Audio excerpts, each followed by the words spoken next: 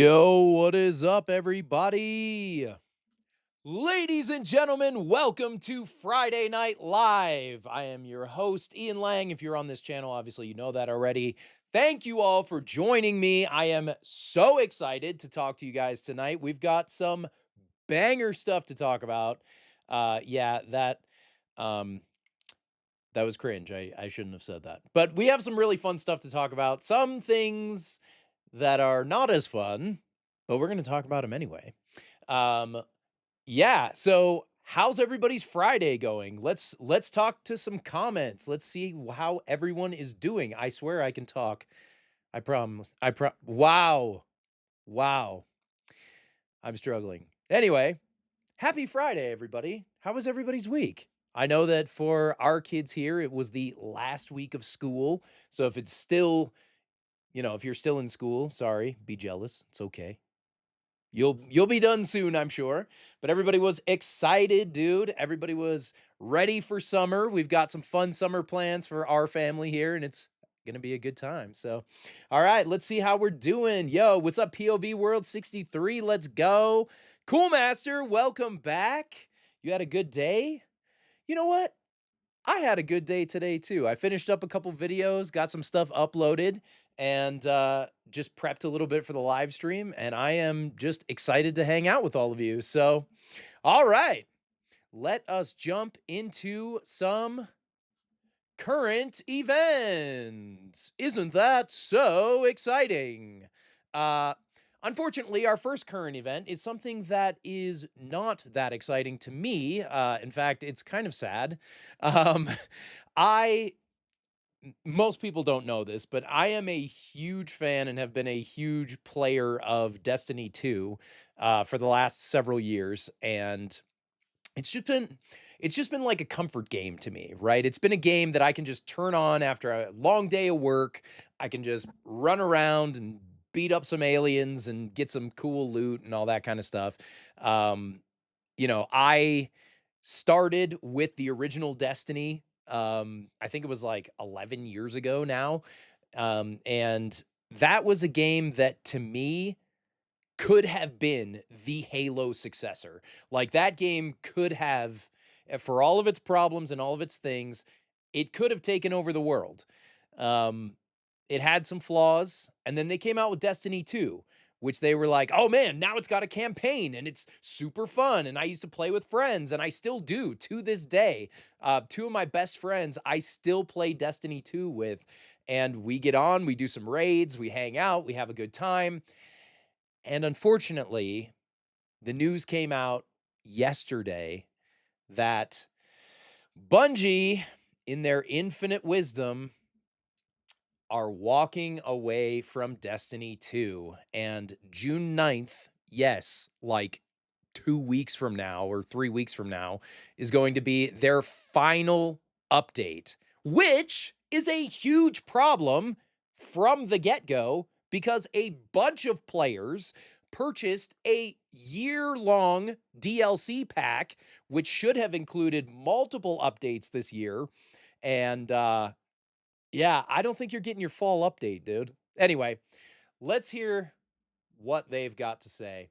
So, Bungie made an official statement, and this is just from IGN, but let's read Bungie's official statement. That's here.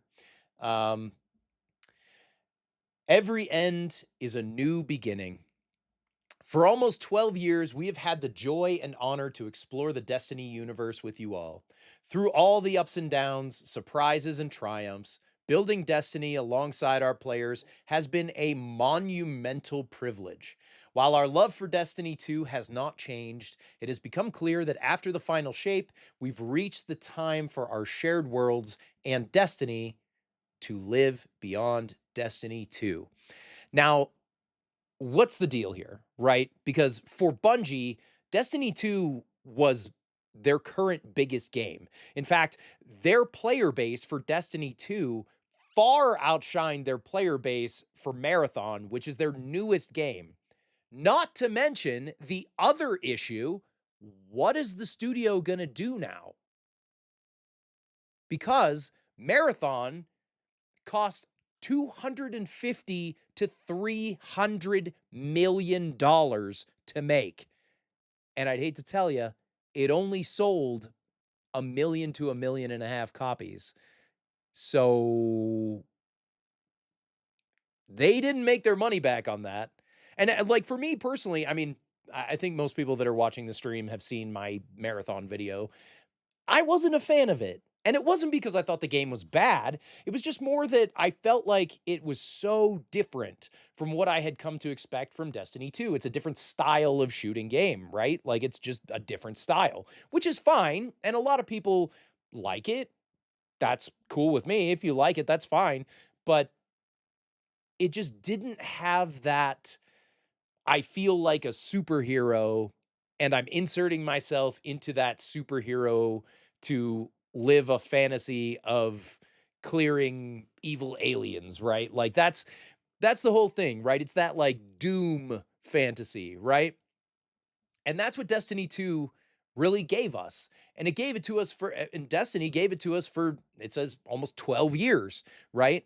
And it's been an incredible journey, except for the fact that after some great expansions, right? Because Destiny 2, you could buy the base game, you could play a base campaign, you could play some online, and then they started coming out with different things, right?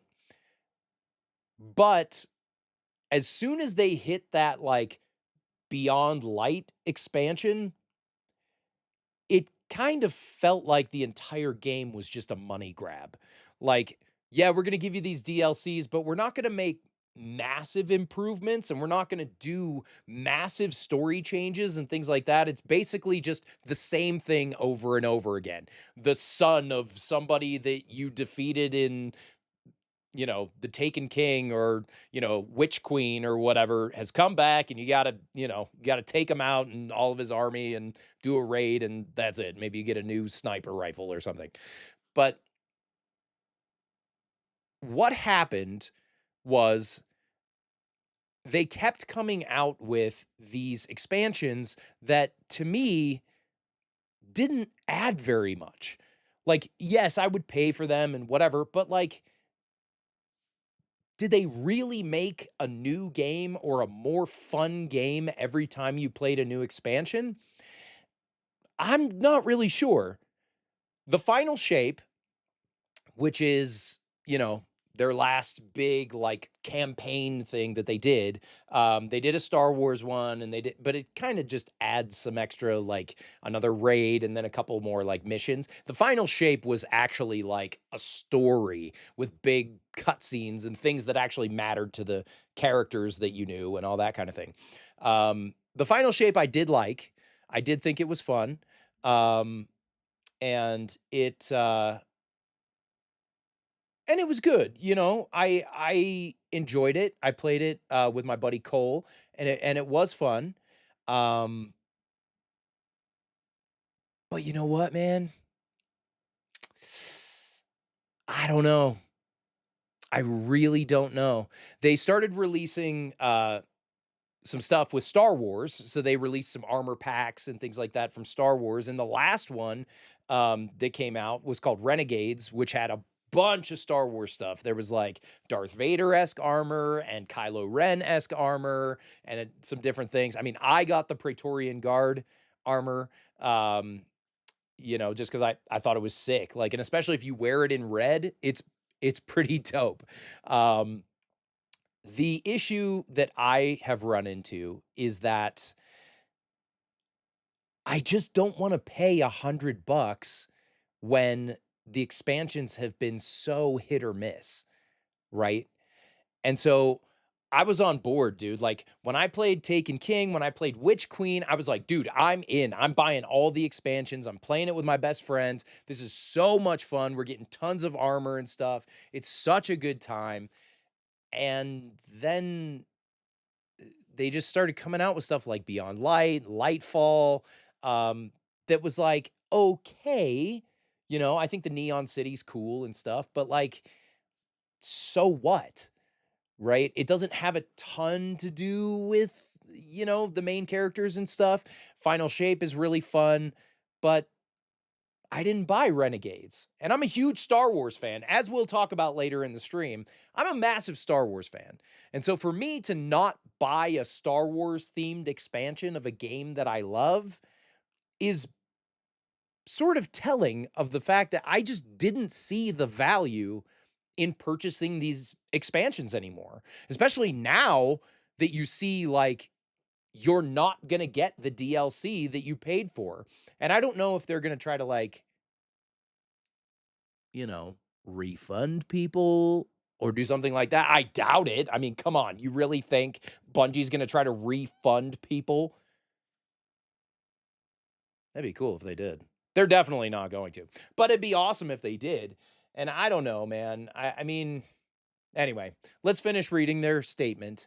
As our focus as our focus turns toward a new beginning for Bungie, we will begin work incubating our next games. To that end, on June 9th, 2026, we will release the final live service content update for Destiny 2 to begin that journey as a studio. Though active development may be concluding, we will ensure that Destiny 2 remains playable just as the original Destiny is today.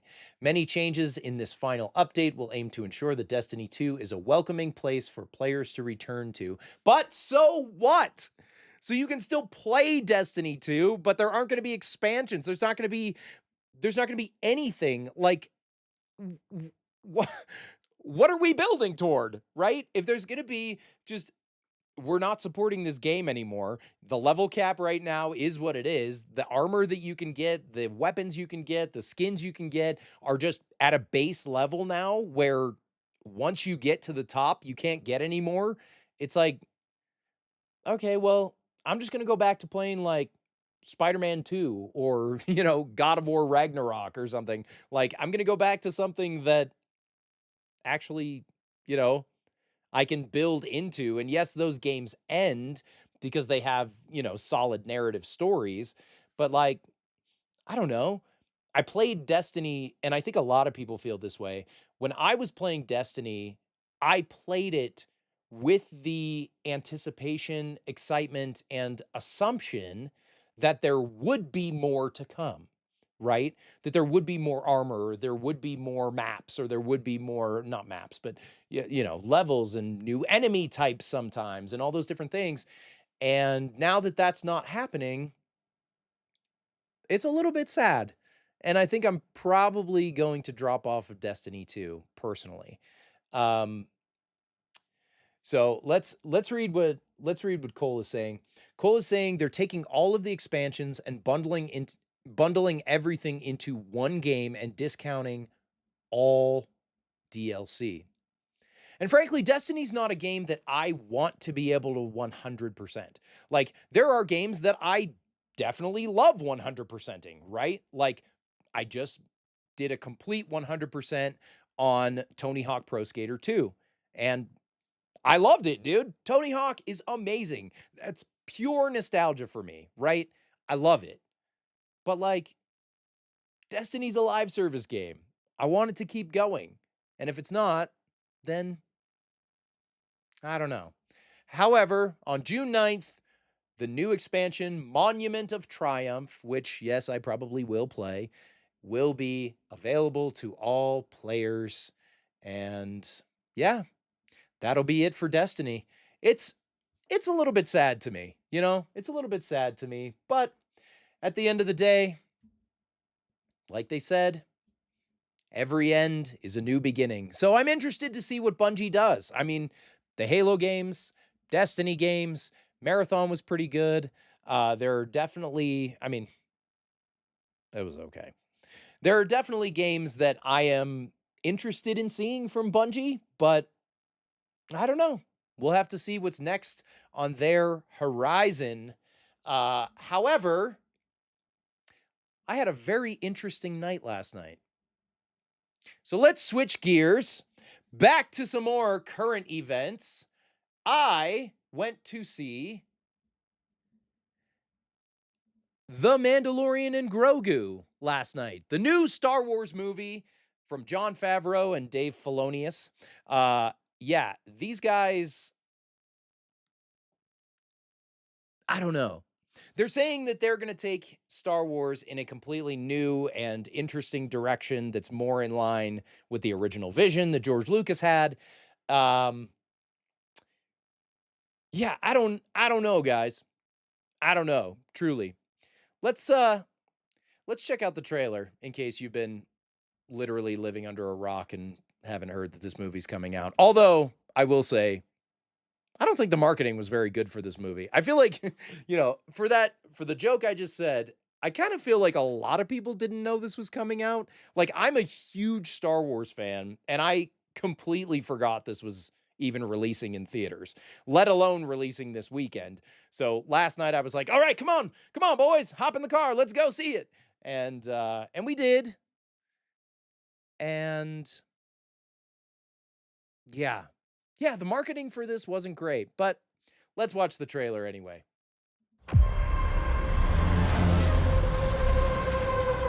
Razor Crest, let's go.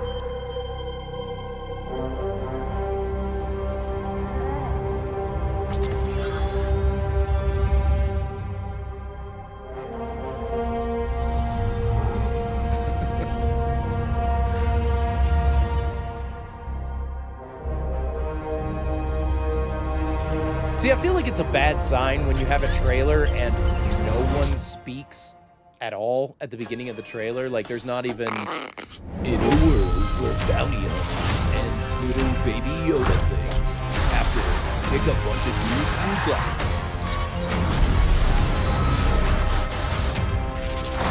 So...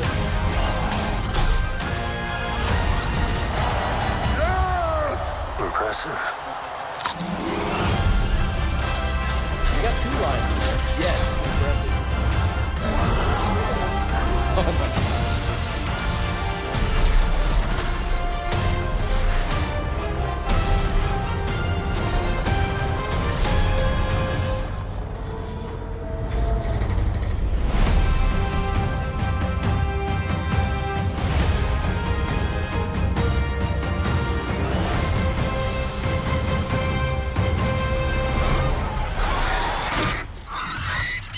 Good shot, baby. All right, Mandalorian and Grogu. Yeah, we went to see it, and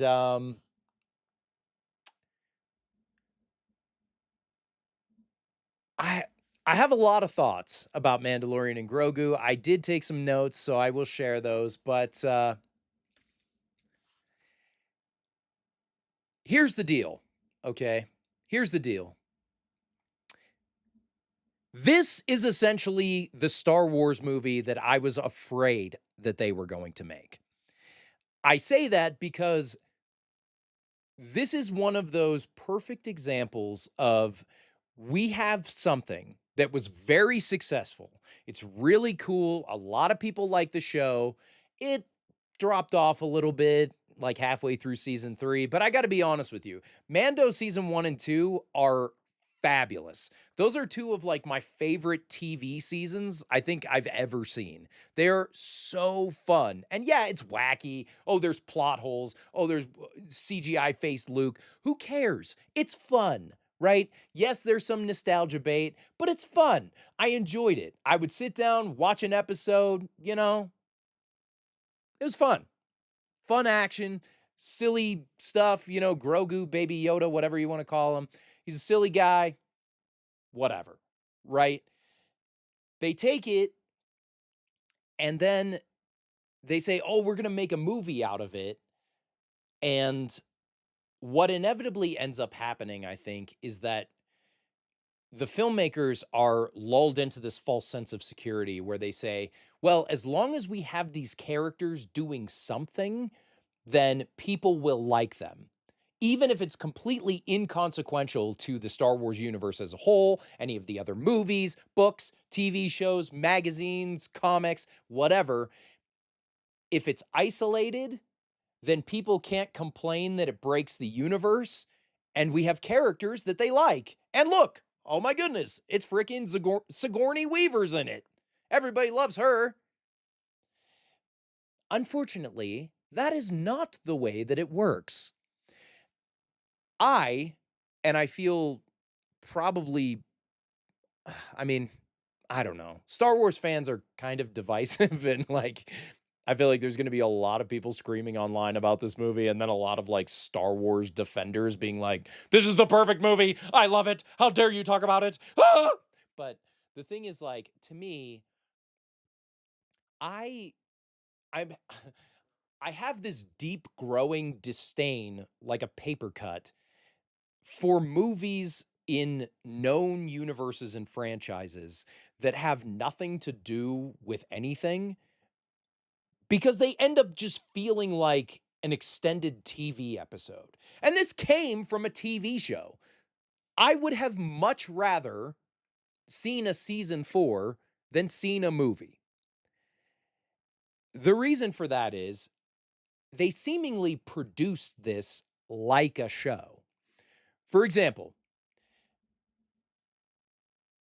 the basic story of this movie is the Mandalorian and Grogu. Obviously, I'm not going to give any spoilers, but the Mandalorian and Grogu are hunting down um, Imperial remnant officers for the New Republic. And Sigourney Weaver is like a liaison for the New Republic, giving Din Djarin, the Mandalorian, all of his missions and people to go after and all that kind of thing.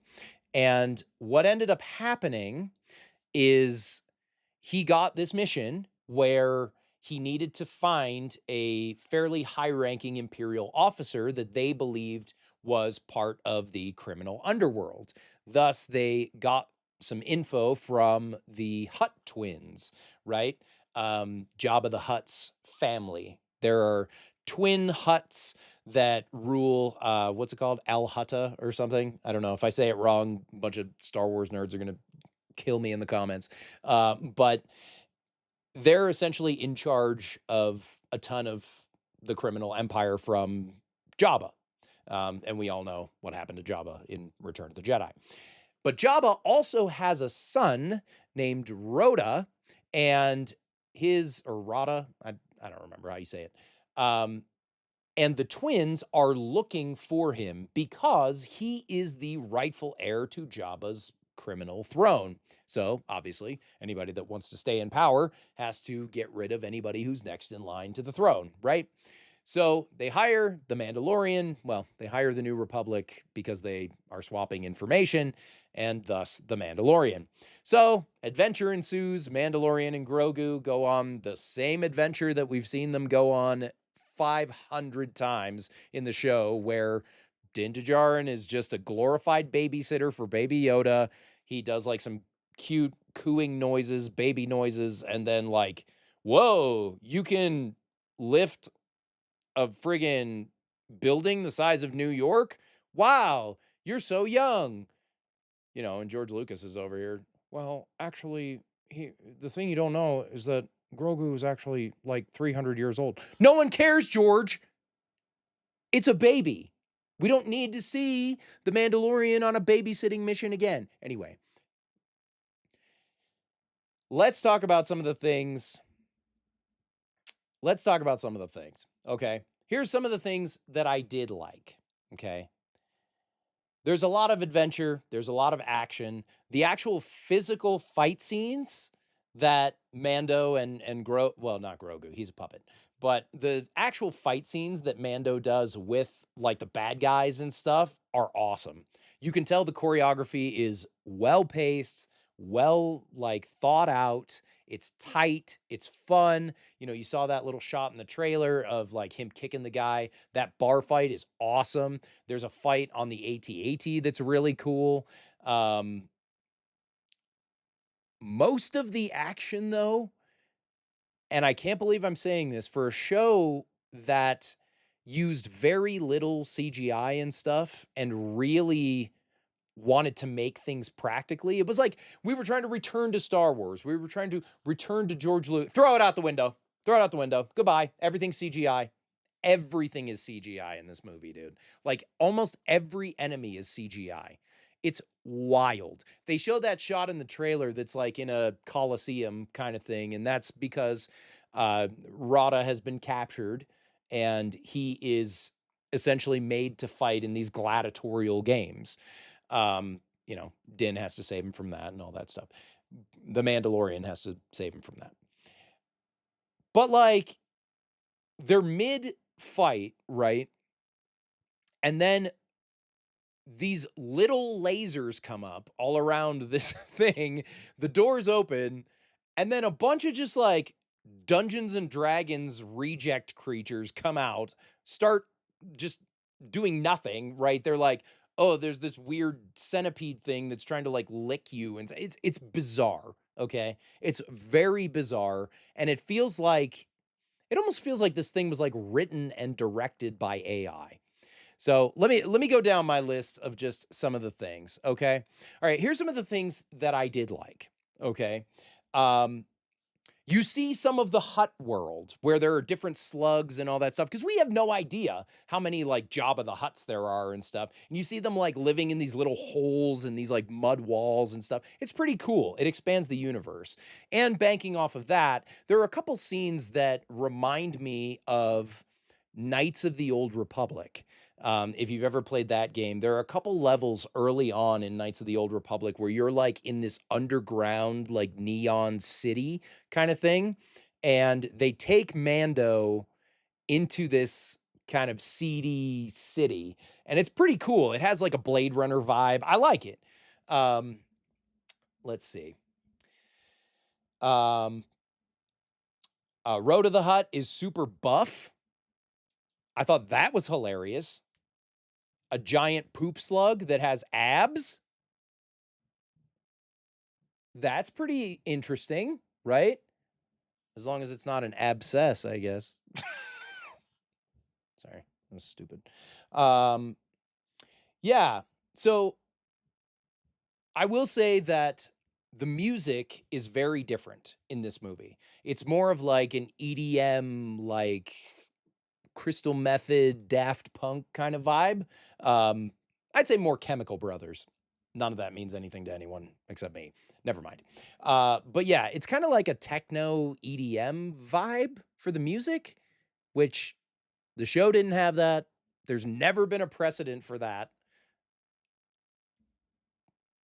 Why did they do that? I don't know. I don't know.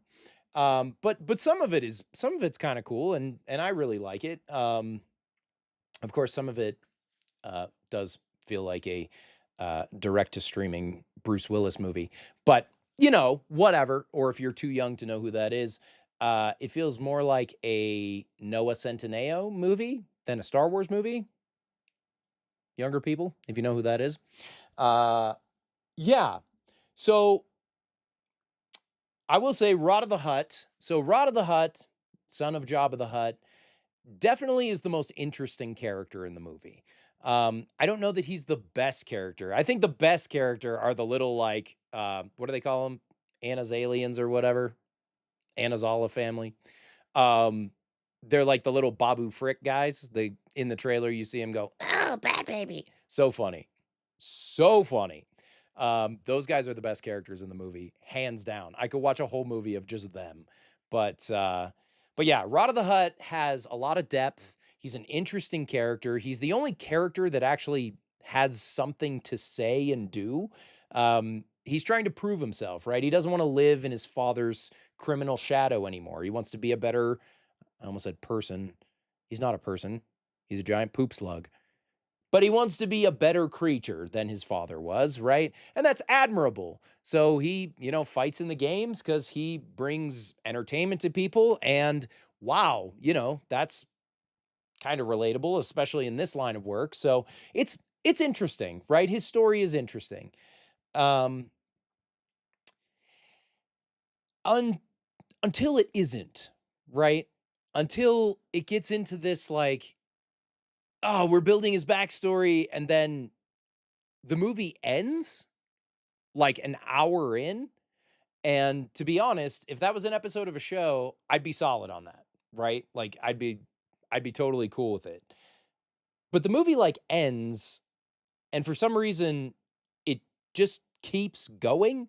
Like they're chilling and then another dude shows up and then another bunch of dudes shows up and then we're on a planet now and we're like trying to get some kind of revenge and free Rada again. And it's just like, okay, we did this already, right? And once again, in a TV show, repetition works because people want to feel that sense of people want to feel that sense of comfort, right? People want to feel like, oh, I'm watching a show. Like, think about The Office or Parks and Rec, or let's talk about action shows, stuff like Reacher, or um, an older show that I really liked, or like Breaking Bad. These shows that, yes, there's always new information, and the episodes are often directed by different people, but they always have something to say. And each episode adds to the story, even if it is repetitious, right? And it does have that repetition that makes you feel comfortable in the new information you're learning. This movie essentially gives us all comfort and no new information. I will tell you, if you're a huge Mandalorian fan, this movie does not pick up anything from season 3. It doesn't, no, frick. It doesn't continue any storylines. It doesn't wrap anything up. Sigourney Weaver is there. Remember Aliens? Remember Galaxy Quest? Remember movies you actually liked? Yeah. Yeah. But I have a few more notes here. Let's keep talking about. So, oh. Okay. So, I want to talk about one part, and it's not a spoiler, but did you know Grogu's baby carriage, that like floating carriage, can fly at like 500 miles an hour?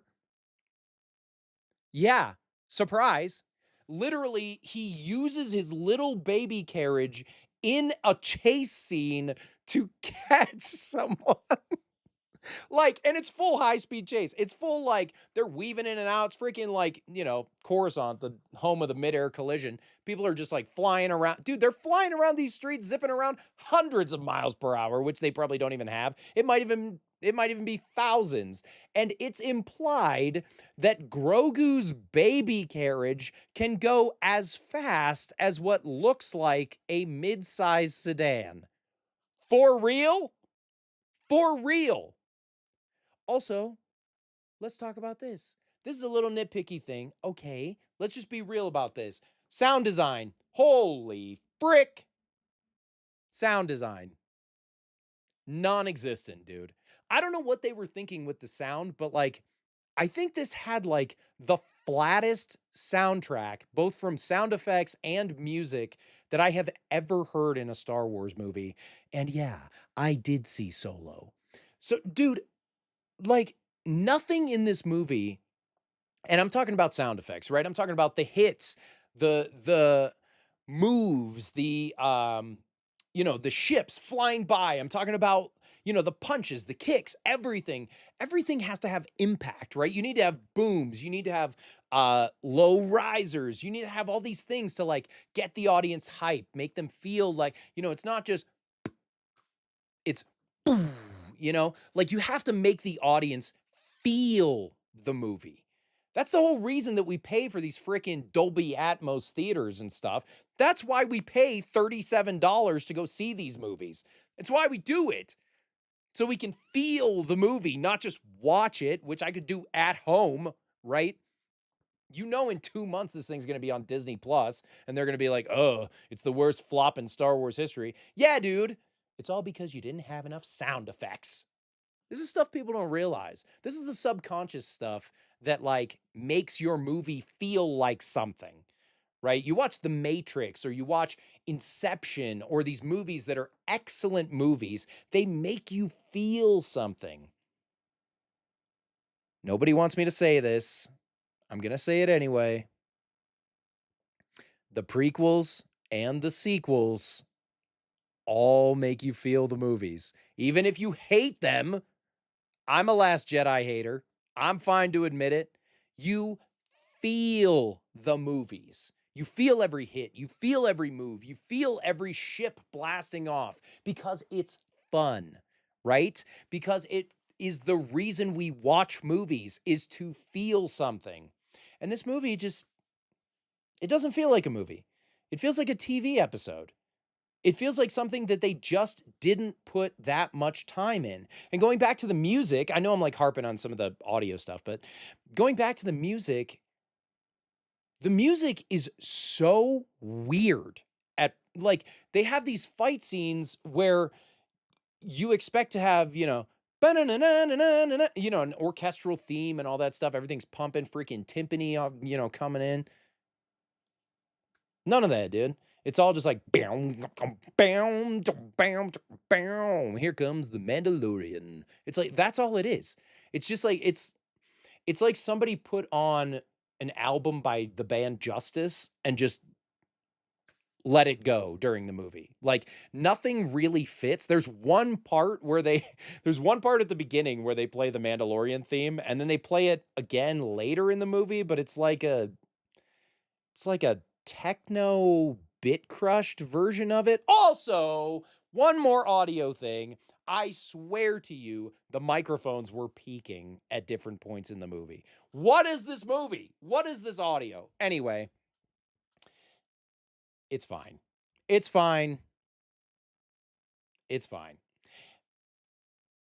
But what's not fine is that you go through this movie and then 2 hours in, well, an hour and a half in, the movie just decides to take a 15-minute break and just show you how on a planet they're stranded on, how would Grogu get food? How would he build a shelter? Let's spend 10 minutes watching Grogu push the Mandalorian into a big mound of dirt and then steal fish from some weirdo we don't even know his name or anything. That's good use of your time when you already don't have a story that's fleshed out enough. So, you know, whatever. I I have to tell you, as Moist Critical would say, this movie is a load of dirty barnacles. This movie I mean honestly, this movie has about as much substance as trying to extract oxygen from a fart.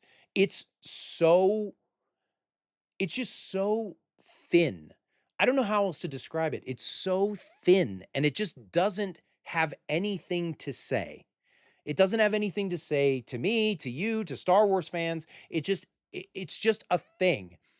It's just buy our thing and go and watch it. And I can't believe after all the entries in the Star Wars series, we're talking Attack of the Clones, Last Jedi, Solo. I might be alone in this. I think this is the worst Star Wars movie. I know.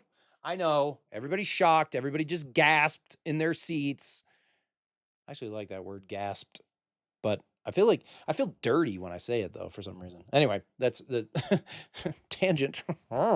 Anyway, I feel like this is the worst Star Wars movie they have made. I know, man. Hot take. But that's how I feel. That's just how I feel. So, yeah. But yeah. Well, going on to IGN, let's check out the Metacritic score, which the Metacritic score is giving a 5 out of 10. And I don't know if the Earth is in freaking retrograde around Uranus or whatever, but I actually agree completely with the Metacritic score. It's hard to believe or this isn't Metacritic, it's just IGN. The IGN score I do completely agree with. I completely agree with it. I and that never happens. Like every time I go on IGN, I'm always like, maybe, I don't know. And I found that I tend to enjoy the movies more than the IGN reviewers do. Um, but man, wow. Yeah. I think mediocre is the perfect it's not the perfect word, but mediocre is a good word for it. It's like going to a nice steakhouse and ordering chicken. You know what I mean? It's good, but you went to a steakhouse. Get a steak. And no shade at anybody who gets chicken at a steakhouse. That, my mother's going to be very mad at me when she watches this. But like, you know what I mean? It's just like, you know, it just wasn't that good. But let's hear what other people think about it. I want to go, yeah. I can still remember the day Force Awakens released and how excited I was to see a new Star Wars movie. Flash forward to now, and I've nearly lost all interest in the franchise. Part of it is me. I'm not as into many of the things I once was, like Star Wars and superhero movies. But you know what, man? I love what they're about to say. Another factor was quantity over quality. We got so much content with varying levels of quality that for me, it killed my interest and excitement. Hey, Marvel much? What the frick was Secret Invasion, dude? What was that? I'm sorry. No. People are going to be mad at me about stuff. Our concurrent viewers dropped drastically when I just said that. But the thing is, like, look,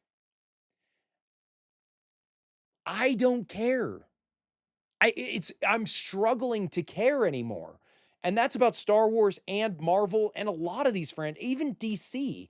Like, oh, are you excited about James Gunn's new DCU? Sure, I guess.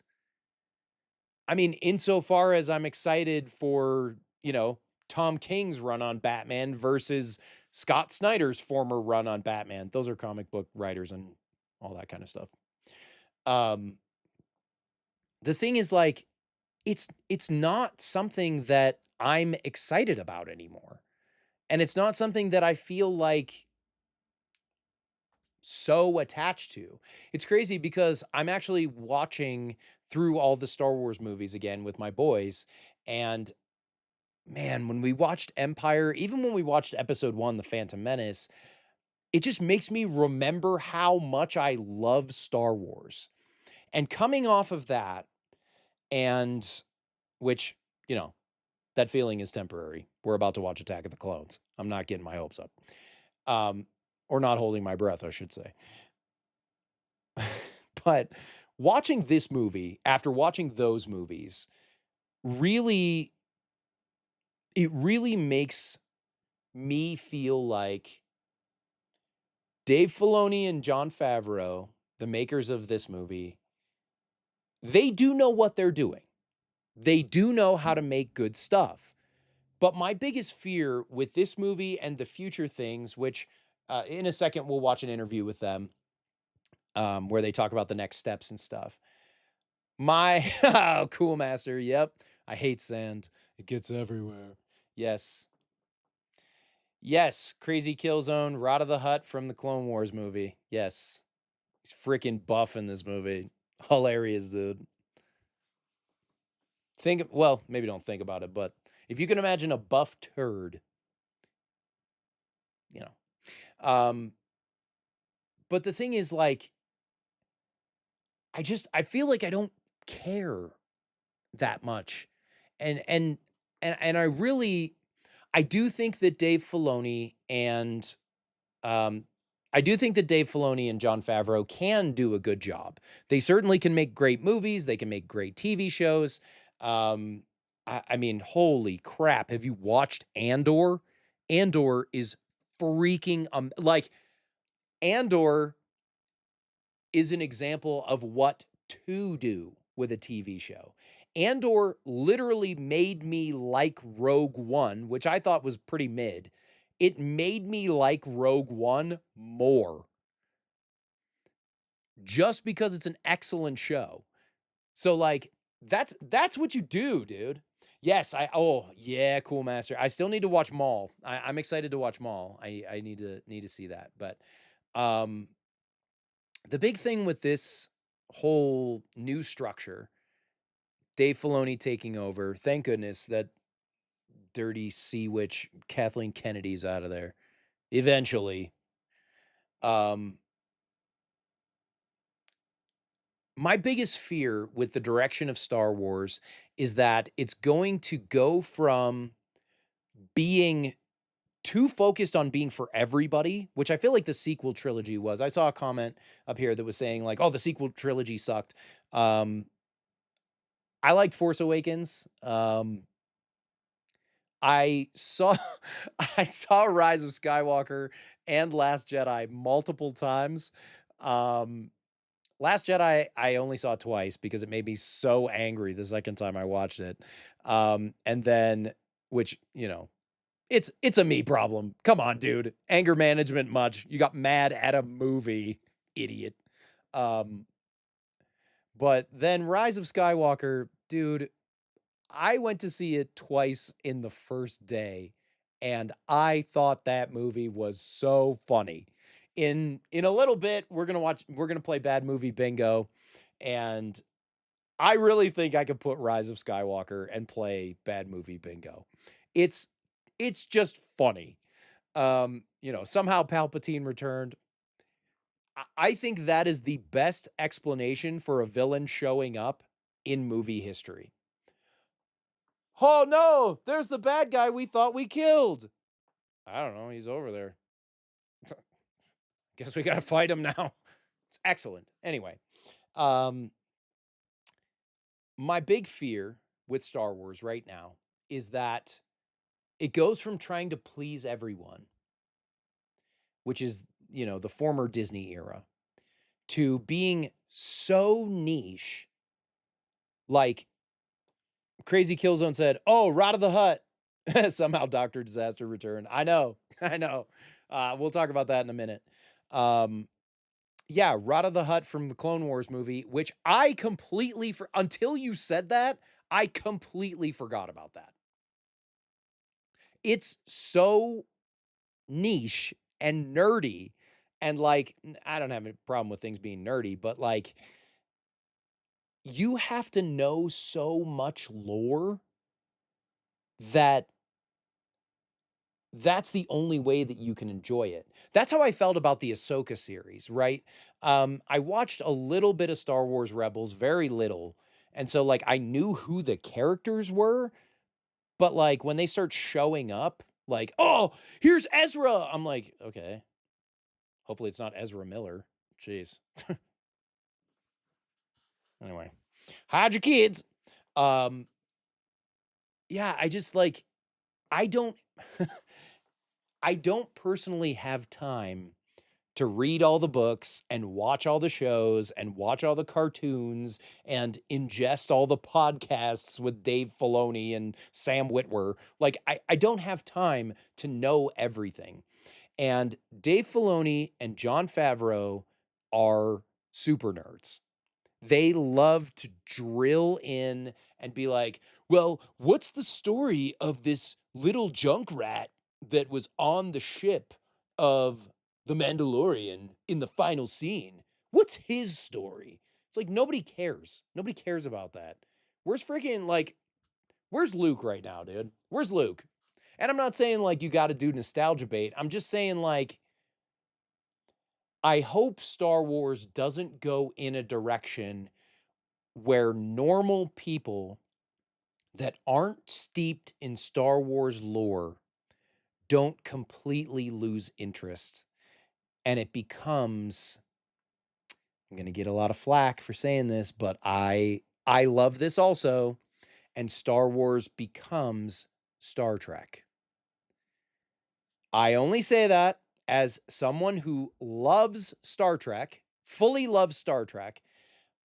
I say that because Star Trek has a very dedicated fan base of people who know everything about it.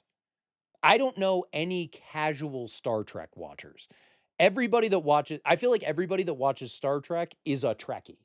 Like, I watched, occasionally, like, I was on a plane and I had nothing else to watch because we were landing in like 40 minutes or something stupid. And I had finished a movie at that moment. And so I was like, oh, they have the first episode of Star Trek Strange New Worlds. Well, I understand the hierarchy. I know who Captain Pike is. I know about the Kelvin universe versus the OG universe. Like, I understand these things. I've watched almost all of TNG and the original series and a lot of Deep Space Nine and, you know, whatever. I'm not going to brag about everything that I've watched because I don't know that there's a trophy for that. But anyway, I know a lot of stuff about Star Trek. And so when I pulled up Strange New Worlds, I was like, oh, okay. This is mildly accessible to a modern audience, to like everyone. But if you're not a Star Trek fan, you're not going to watch it, dude. Like, and it's the new style where Star Trek fans might not watch it anyway. That's a whole thing. That's a conversation in itself. But I really hope that Star Wars doesn't get like that. Star Wars has and always been, in the words of George Lucas, an opera about fathers and sons, grandfathers and grandsons, and family legacy that is relatable to everyone. It's never been about lasers. It's never been about spaceships. It's never been about going to different planets. In the immortal words of Vin Diesel, it's all about family. But it isn't now. I mean, it kind of is, I guess. Din and Grogu are like father and son, kind of. But I don't know. They pretty much have the same relationship all the time. Grogu needs to grow. Goo. He needs to be like a teenager. If they make another movie or something, he needs to be like 11 or something, where he's still like, he's got that like precocious child that, you know, the Mando has to be like, no, don't run in there. But also like he's like, he can talk. And I think it would be interesting to see like an adolescent Yoda that like has an attitude. I'm thinking like Atreus from the new God of War and God of War Ragnarok. Like, he's a kid, but he's like very impulsive and he's like all of us as a kid. Now that I think might bring in a general audience and be interesting as long as the movie's good. But I don't know, man. I don't know. Comment says he also said it's for children, yet some adults want it to be horror stuff. Yeah, I agree. And I think that Star Wars has a pretty massive universe that you can make something for everybody as long as the right people are helming it, right? A new movie that I'm really excited to see is Clayface, right? That's taking DC Comics and taking a Batman villain and turning it into a horror movie. I absolutely believe that Clayface would be a horror movie. Why not? I'm excited to see it. Joker, a crime drama about mental illness? Now, I'm not saying that Star Wars should go in those directions, but as long as it doesn't go in a direction where it's, once again, so niche that, like, my aunt has no idea what's going on when she goes to see it, like, you know, keep Star Wars Star Wars. I don't know. That's just my opinion. Anyway, yeah. But Jon Favreau and Dave Filoni gave kind of an interesting interview, and it's not super long, so I do want to watch it. But yeah, let's let them talk about what's next after the movie. You've been living and breathing Mandalorian and Grogu for so many years now. Yes. Does this movie feel kind of like a metaphorical close to this chapter? Are there any other stories that you're interested in telling in the Star Wars galaxy? Well, I think from the beginning, Star Wars was emulating a serialized form of storytelling. Mm-hmm. Even when you hear interviews with George, and he's talking about how he wanted Star Wars to feel like you got dry. He felt when he was watching the Saturday afternoon serials in the movie theater that you would never catch all the chapters. So just catching a snippet of the story was something that he wanted to capture from his childhood. That's actually super interesting that he said that, because I've heard George Lucas talk about Indiana Jones that way, but not necessarily Star Wars. So I find that kind of fascinating. But what he ended up doing is creating open-ended stories that weave together. And so I think that there's always opportunity if you have characters that have some dramatic tension building and an arc to them, which dating all the way back to the first film, that was, I think, George's strong suit, that there was evolution of characters, both age-wise and skill-wise and spiritually with the Force. I think there's always room for it. And so, what happened? This movie doesn't evolve the characters at all. So, what happened? What happened, John? Tell me, John. I really love this partnership because it's exactly the type of thing. We've both been very busy, and I really look forward to having a little bit of the slower time to talk about the larger, because he's always thinking about the larger brushstrokes, and I'd love to see how these characters might what might happen with them. Right. So there's still space for a Clan Vizsla TV show then. Look at that. Very interesting. That's your group. The Vizslas? Yeah. Well, he hired me to be a Vizsla. I did, way back Pre-Vizsla. when. The original Vizsla. Yes. Well, not the original. Not the Vizsla, original. but, It was Tar you know, Vizsla. in Was Tar that Vizsla? No, medium. Tar Vizsla was after. Tar Vizsla was after. There was a Vizsla in comics. Okay. This is what I'm talking about. I'm gonna get beat up by Cole for saying this, but like, I have no idea what they're talking about. What the frick is a Clan Vizsla? I don't know. I'm gonna look stupid, I'm sure, but I don't know what the frick they're talking about. The Clan Vizsla. Yeah, you hired me as a Clan Vizsla, and I Clan Vizsla it all over your Vizsla, and I want a slow time to talk about my Vizsla in your Vizsla. That's where the name came You have it from. all sorted out already. You're Yeah. good to go. I gotta work it out quickly. Chat DFT. And with talking about animation, there's this huge push to bring these incredible animated characters like Zeb to live action. Yes. Are we going to My mind is so bad because I literally thought he was saying chat DTF. Sorry. Mind in gutter out. see a push opposite to that, Dave, where maybe we get some more live action characters like Mando and Grogu in maybe another animated movie? There hasn't been one for a while. I think that there's always potential. I mean, I think the interesting thing about animation now is how just it's such a flexible medium, and it's never had more ability to express different styles, different techniques, different looks than it has now. I mean, you can do something digitally that looks like a painting moving, which is very compelling. So what I like about that is it doesn't, infringe on the live action stuff we're doing. So we could take something and do it in a different way, and to me, kind of the style of it justifies the reason why we're doing it. So you want it to have like something else to it. Like Maul has a much more painterly look that we did that we weren't able to achieve before. And Again, I haven't seen Maul. I need to watch it. I need to say something about the Mandalorian and Grogu movie, though. Okay, I need to just say this real quick. Look, guys, Dave Filoni gave himself 2 cameos in the Mandalorian and Grogu movie. One cameo, he's sitting at the bar, and it's a very, like, if you played Bad Movie Bingo with us last week, there's a square in Bad Movie Bingo called "and cut." And that's reserved for shots in movies that hang on way too long.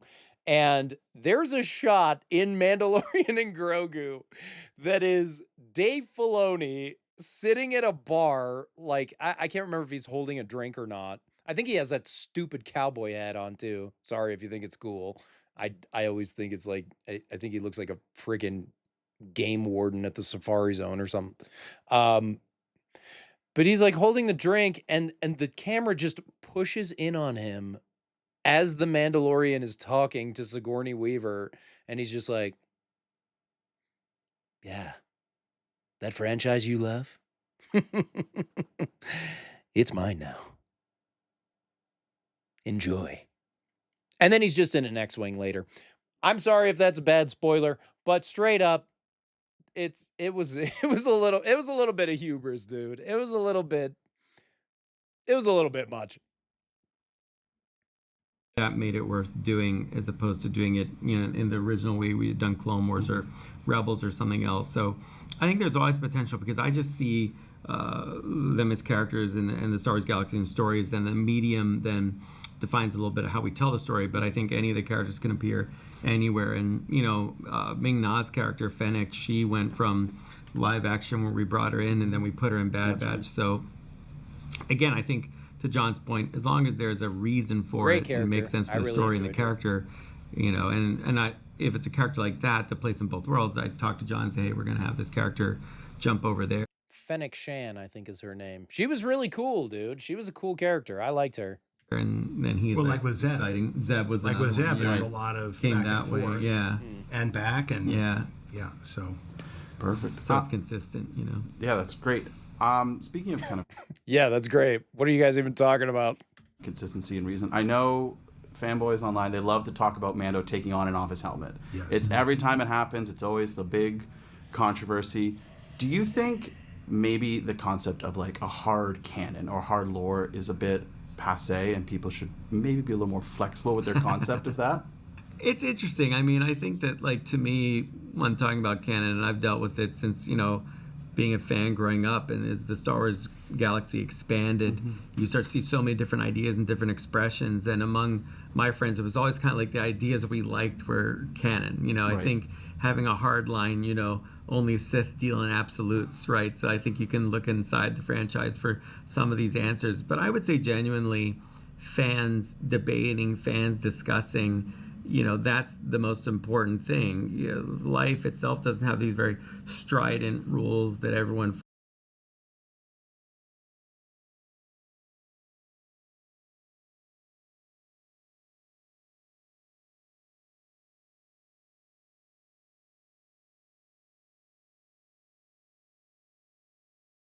the inception of that and how that came to be.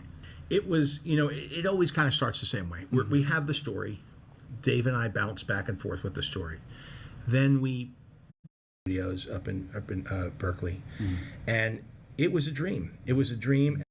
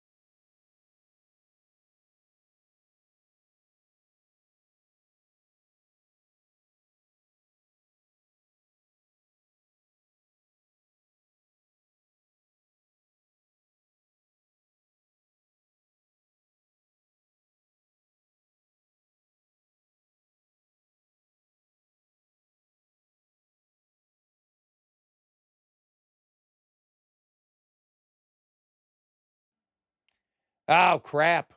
Dang it. My audio. I'm so sorry, guys. So sorry.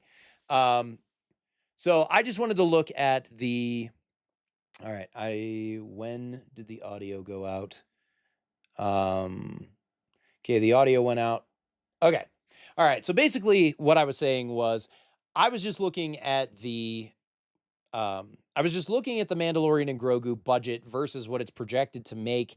The initial estimates were about 90 million against 165 million budget. But the budget has to always take a little bit of a grain of salt because it's usually about double what it reports. So in order to really make money, Mando and Grogu has to gross probably in the $500 million to 400 million to 500 million range. I think it might get there, but to be honest with you, after seeing it, I really think that break even is probably the best they can hope for. I just really don't think that this movie is going to save Star Wars by any means. So looking at the comments under the trailer, wow, I wish I felt anything. Somehow Razor Crest returned. That's, I'm glad Pedro is getting work again. Feels like it's been a few days since his last performance. Hilarious. Also, yeah, if you want your nails to get complimented. 3 months and I'm just now seeing this. Disney execs. Everyone stop talking about Jimmy Kimmel. Look at the shiny new Star Wars movie. Man, it do feel like that sometimes. This just looks like one episode of the show. It's true. And I will say, just as a point, what you see and what you saw in the trailer that we watched, those are the good parts. Those are the good parts for sure. If only Disney could be as brave as their characters. I don't know what that means because it seems like Disney has been pretty brave, and that's why they're really struggling. But looks like everyone missed this trailer when it was dropped. This is one of the most soulless trailers I've ever seen. Yes, I think so too. I don't have Disney Plus anymore. This is the way. And the final comment that I'm going to read. Don't ask questions with this amazing, what is this? It looks like deformed Johnny Bravo. Don't ask questions, just consume the product, then get excited for the next products. That's literally what this movie felt like, dude. It felt like, let me give you as much of what you say you want as possible without any actual substance, so you'll just buy tickets and eat popcorn, and then shut up and be ready for the next movie where we do the exact same thing. That's what it felt like. I don't think that they're going to go that route. I think that they are going to take their time and develop the universe more. I'm excited for more things like Maul, but at the same time, I'd love to know in the chat. I would love to know in the chat, just as a point of interest. So just as a point of interest, tell me in the chat, did you know, or in the comments, did you know that there was a Darth Maul show? Did you know?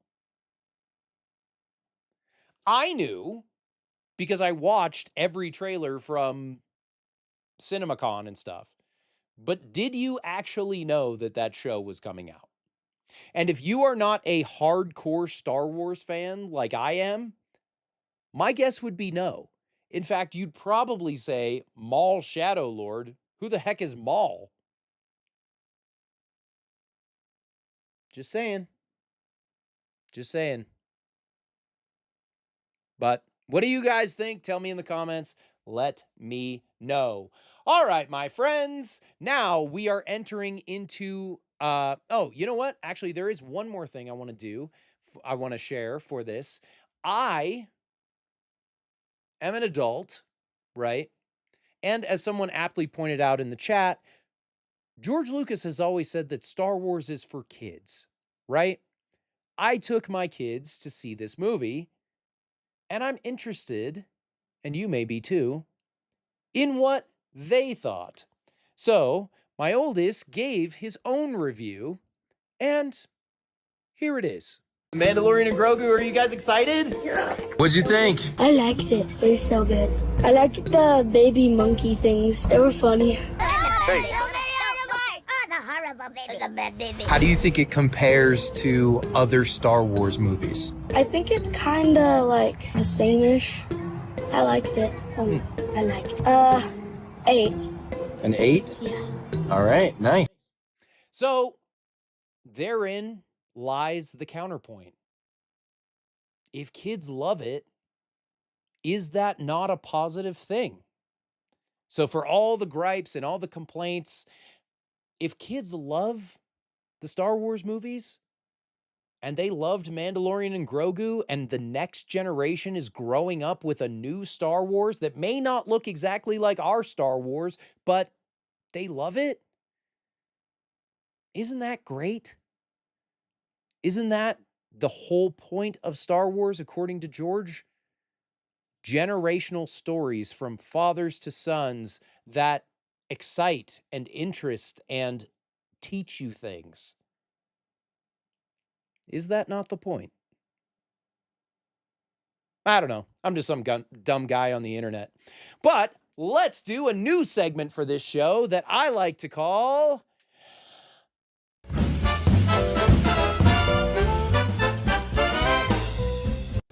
That's right, random cool stuff. I am kind of notorious for going to places like GameStop and just buying things. Don't judge me. I see your eyes. Stop judging. You can judge a little. It's fine. But something that I just got that you may have seen in the background of the last live stream, if you have a keen eye, is this.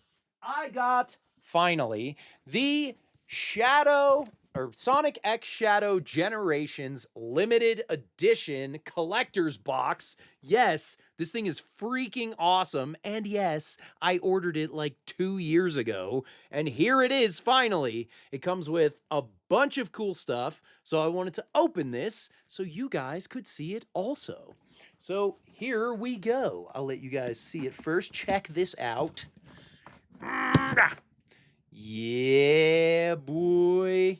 Look at that. Okay, let's pull some stuff out of here. This is pretty awesome, actually. So first up, we got an art book, which I don't know if you've played Sonic X Shadow Generations. I enjoyed the original Sonic Generations. But I'm telling you, the addition of Shadow definitely made that a different game, and I dare say a better game, and I already liked it. So it also comes with a certificate of authenticity because this thing is limited, which is cool.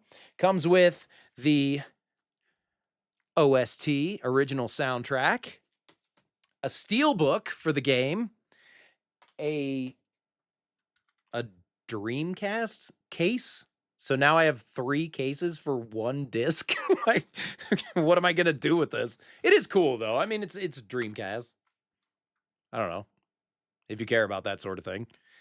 And then, oh yes, I love these, dude. So this is a keychain of Sonic and Shadow's boots and shoes, which I think is pretty sick. And I'm kind of a sucker for keychains, so it's pretty cool. Then we've got Chow, Hero Chow, and Dark Chow, little figure dudes. I love it. I legitimately did not know that this was in here, so this is kind of cute. I guarantee that's going on a shelf back there. Very, very cute. And then the magnum opus of this entire box. I have to get everything organized here. Frick! The magnum opus of this entire box. Oh, statue. Yes. The freaking reason that I bought this for the statue. Now, Limited Run Games, who is a company that, you know, love them or hate them, they exist. They put out a limit. Okay. Let me see how I can tell you this correctly.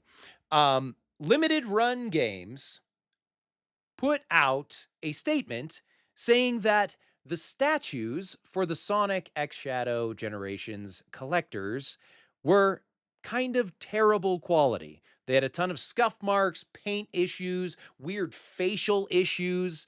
They were just not that well made, unfortunately. And so when I opened my statue, I'm sorry that I opened it before it was on camera, but when I opened my statue, I also noticed some of those things. Now, to Limited Run Games' credit, they're actually sending new collector's editions to the people that had bad statues. Now, I'm going to pull out the statue in a second. You'll see a lot of the things that I have, they're definitely not worth the money that I paid for it, but it's from far away. You probably wouldn't notice, and it's okay. So my plan, if you like the statue, my plan is to put in a work order to get the new collector's edition. But what the heck am I going to do with this collector's edition? Well, I think it would be fun to give it to one of you guys watching. And so if you like the statue and you like that and everything goes smoothly with my collector's edition, I'd love to give this old one to one of you just for fun if you guys are a Sonic fan. So there we go. All right. Here we go. So here is the Shadow statue, baby. Oh yeah. So you can see there's some paint imperfections and some little things that I really don't think are up to snuff for the amount that I paid for this, but it is pretty cool. We'll set him aside for a sec. Will we? He doesn't want to stand up. That's fine-ish. All right, that's fine. We've got the man himself, Sonic. This is one of the more egregious issues, is if like this arm is literally gonna fall off. Like if I if I like jiggle him too much, his arm just like falls off, and that's not cool. So yeah, you can also see like his body is like kind of, I don't know if you can see on the camera, but his body is like not fully together. But like I said, from far away, maybe you wouldn't notice. And getting it for free, it's, pretty cool. And then the base, which is actually my favorite part of this statue. A Sega Dreamcast, dude. It's a freaking Dreamcast. And I did put batteries in it before doing the live stream. So check this out. It has a power button. What the frick? That's cool, dude. And everything together. Let's put it together, baby. Let's put this sucker together. There we go. Look at that. Look at it. Here we go. Okay, come on. Come on. Come on. And stay tuned, because after this, we're playing Bad Movie Bingo. So here we go. How the frick does this go in?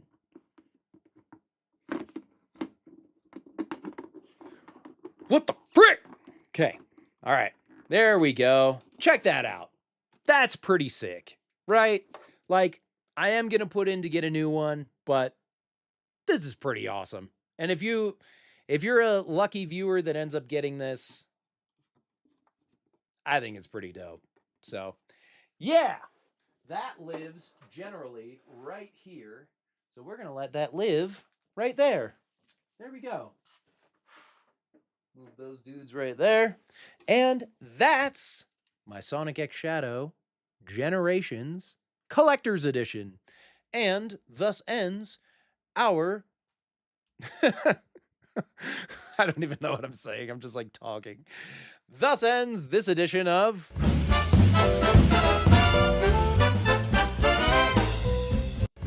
All right, so now to the moment of the moment. Now to the singular, individual, minute, minuscule moment that you've all been waiting for. It is time to play some...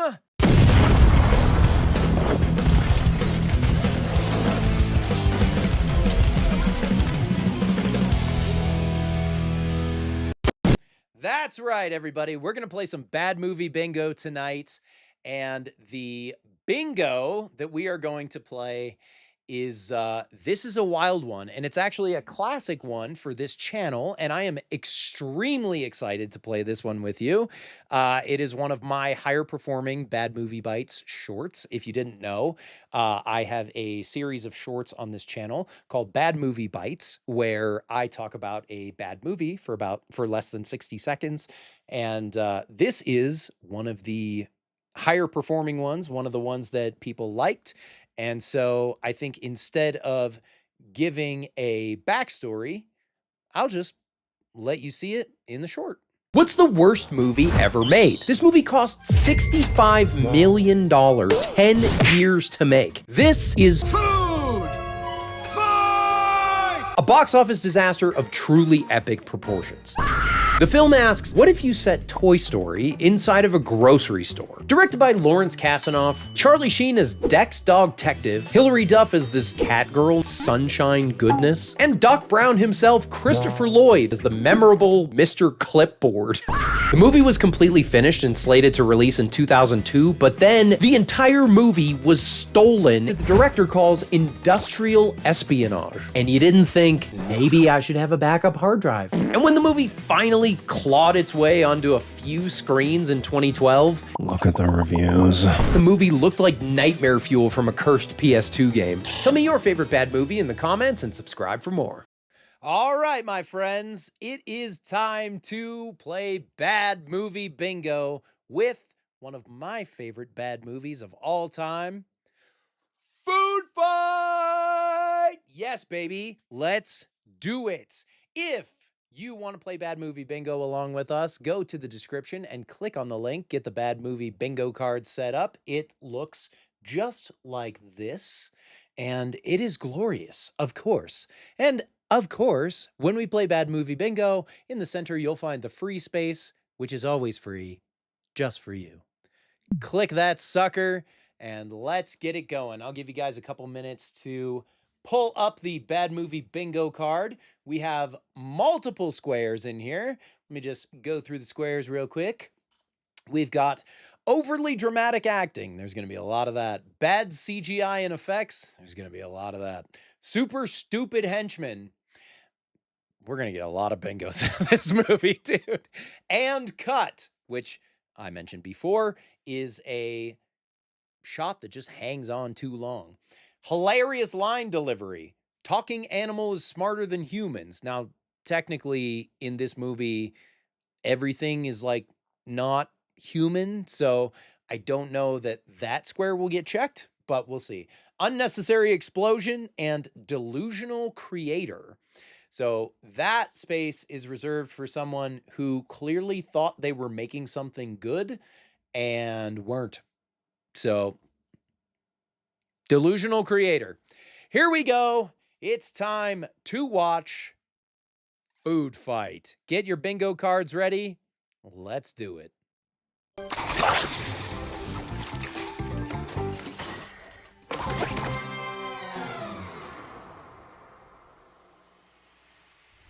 And yes, that is the opening.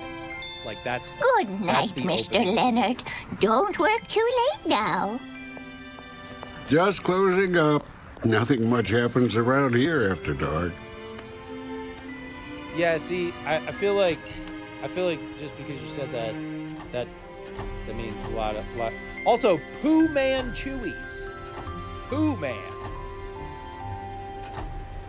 Pooh flavored Chewies? Is that what we're looking at there?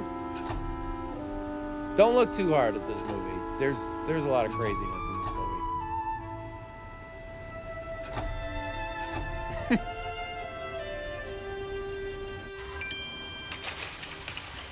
Okay. Dude just hits a shopping cart with his car, and he's fine with that, I guess. Okay. Melon Rouge, Singing in the Drain. Requiem for Whipped Cream. It's our world. Eggubus. It's my What? life. Moose Juice. And the party starts jumping when we all come out tonight. We are one. Oh. That's how it should be. Wait a minute. That said, so when I saw it here, it looked like it said So wait a minute. Okay. It looked like it said Fu Manchuis when it was on the screen, right? Like right here. Look at that. Right? It says Fu Manchuis. But when you go back to Marketropolis Market,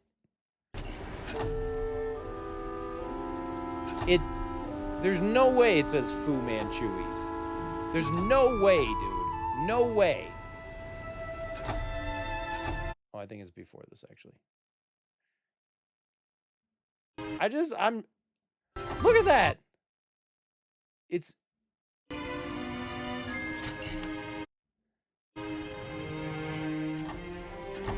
Look. Okay. I'm stupid. It does say Fu Manchuis. I thought it said poo, dude. I thought it said poo. Anyway. All right. Let's keep going. Beauty and the Beast room. And the party starts jumping when we all come out tonight. We are Dude. I am loving this song. It sounds like it was recorded in somebody's bathroom. Oh! Watch where you're going. I'm playing here. Would excuse me kill you? Oh, great. Now I forgot where I was going. Okay. At the end of each day with the fading light, me and my friends come out to greet the night. We'll show 'em we can take it, and then you'll see a beautiful world made for you and me. Don't back up. Is exposition via song really better than regular exposition? I feel like it isn't. I mean, I don't know. Back down. We're gonna show this town. It's our world. It's my life. And the party starts jumping when we all come out tonight. We are one. Okay. Guess if we ever see that character again. Door closed! Party time! Nothing gonna stand in the way of our fantasy. Oh, boy! Desi! Oh, goodbye! I am so excited to... Uh-oh. What? That hurt. What? They already got Mr. Clean dirty? What the frick? Mr. Clean's in this movie, and...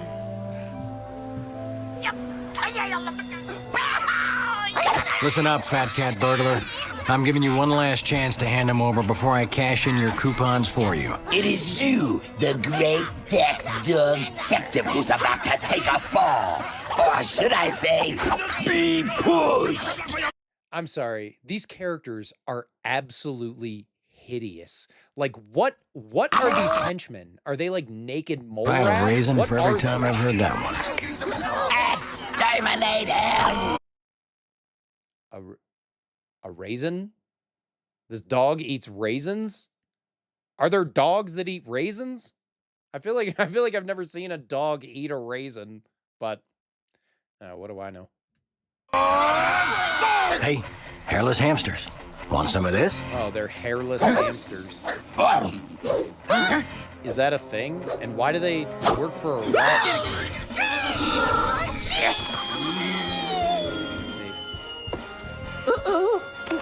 Wow, they fly pretty good. That's pretty amazing. Those hairless hamsters can fly. My mother would be so ashamed. Oh, they were trying to do like a thing. It's just you and me, fat cat. Now fork over the little guys and no one gets hurt. Yeah. Just out of curiosity, this bad guy. You to the cooler, burglar. This bad guy right here. His name is Fat Cat. Oh, Cool Master just said. Also, raisins are toxic to dogs. Well, good to know. I guess good to know. Also, let me just point this out real quick. This is not a cat. His name is Fat Cat. This is not a cat. This is in fact some sort of very obese mutated rat thing. Now, cat rhymes with rat much more than mouse does, which is why I'm assuming this thing with a dollar store Lucky Charms gun is a rat, but not a fat cat. That's a rat. Thank you. Yeah, yo.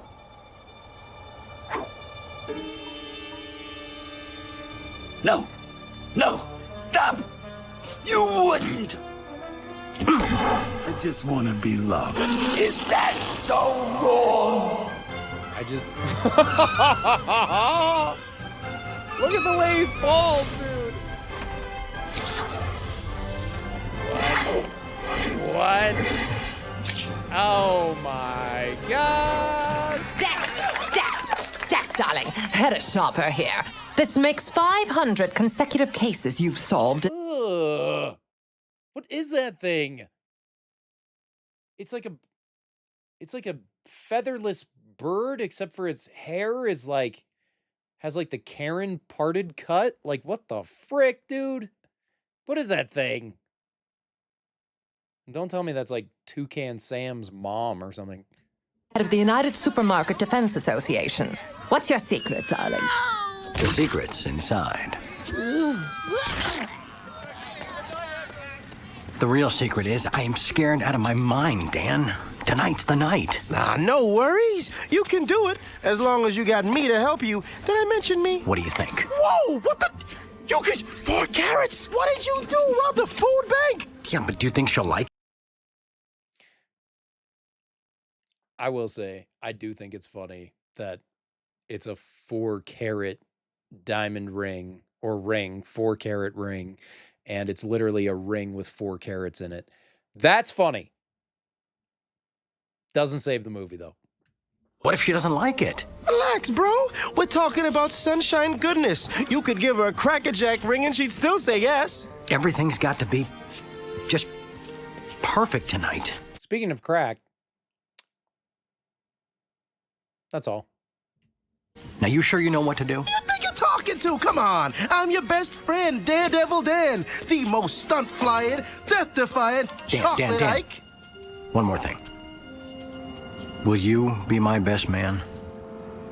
Dan. This is... I didn't know. What? Was he just crying poop? You bet your box top. You my man. Sunshine, over here! Good kick. Way to go, buddy. Oh. Oh, you guys are doing great. Ew. You're Melon Ball superstars. What are these children, dude? Are these like... Now, I understand that these are like... They call them Ikes or icons, I guess. Like, they're the mascots, which... Why wouldn't they call them like... Well, I guess they couldn't call them like masks. But like... I know that these are things that are on the front of packaging. Straight up, would you buy something if this kid in the glasses was on it? I wouldn't. I'd run as far away as I could and try to burn every copy of whatever that product was. Also, watermelon on top of this layer. They clearly put the watermelon on the wrong layer. Enjoy that. Editing nerds. Yeah. Hello. Hilarious. Shine, over here! Catch it! Who was saying that?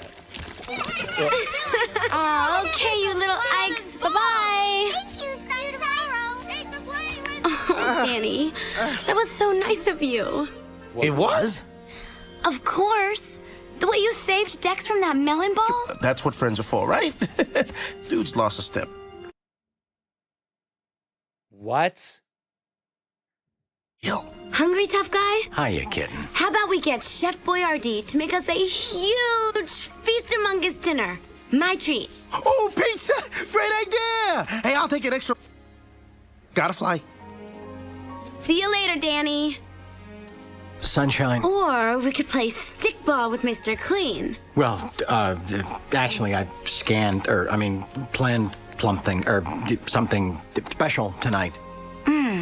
Let me guess. A romantic hot air balloon ride, perhaps. Oh, no. You just did that. Was it scary up there with those itsy-bitsy hairless hamster henchmen? I would have tussled with them myself. Whoa! Really? Don't believe me? Listen, Sherlock. Just because every Ike in town relies on you to protect them doesn't mean that I couldn't kick your butt. Anytime. You want some? Oh, yeah. Aw, it warms my heart the way you love my raisins, tough guy. I mean, obvious joke aside, once again, raisins are toxic to dogs. But not dog detectives, apparently. Or Charlie Sheen. Why, Mr. Dog Detective, are you sweeping me off my feet? I'm working on it. Dex. I think this is hilarious because this sort of implies that he's been holding her and spinning for like miles. If you look at the if you look at the shot prior to this, this hill with like this moose guy and whatever is nowhere in sight. So how far did he have to walk holding her and spinning around? How embarrassing. All right, let's check our bingo card. Okay. Bad CGI and effects. Check it, bro. You got to check that. Bad CGI 100%. I'm also going to mark delusional creator because the word on the street, and you saw it in the opening, Lawrence Kasanoff spent $65 million making this movie. Then the movie was stolen and they had to remake the whole thing. You're thinking the same thing that I am, which is, yeah, sure, buddy. But like, we're going to do delusional creator because I don't know what this guy said to the other to like investors and studios. I don't know what he said to these people that like own Mr. Clean and stuff to let him in this movie, because you got to license all this stuff. I don't know what he said, but this guy's obviously some kind of marketing genius, because if he sold this to major brands, holy freaking crap, dude. And remember, if you get a bingo, let me know in the comments. And yeah.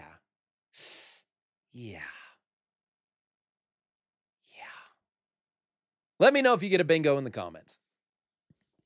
What's the... This is how Ian proposed to his now wife. Brighton was his Dan. It is true. When I proposed to my wife, we did hit Brighton in the face with an exploding green watermelon. So, you know, pretty similar. Pretty similar. All right, your table's ready. We've got caviar, fillets mignons, and an outstanding array of fruits and vegetables. Stay away from the Brussels sprouts. And forget about it. For dessert, we got... Fillets mignon. Ice cream, my favorite. You want a lick?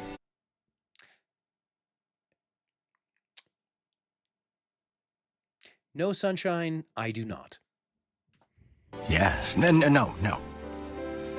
Oh, Dex, this is so great. Sunshine, you mean the world. What? You mean the... Those fillets mignon look like a crap load of grapes. Just saying.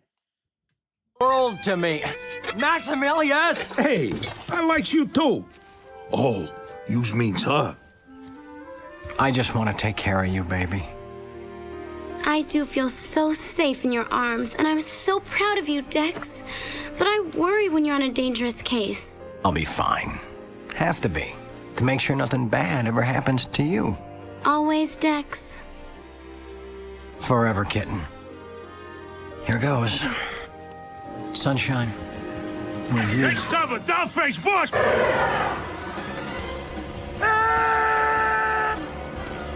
He's gonna crash again!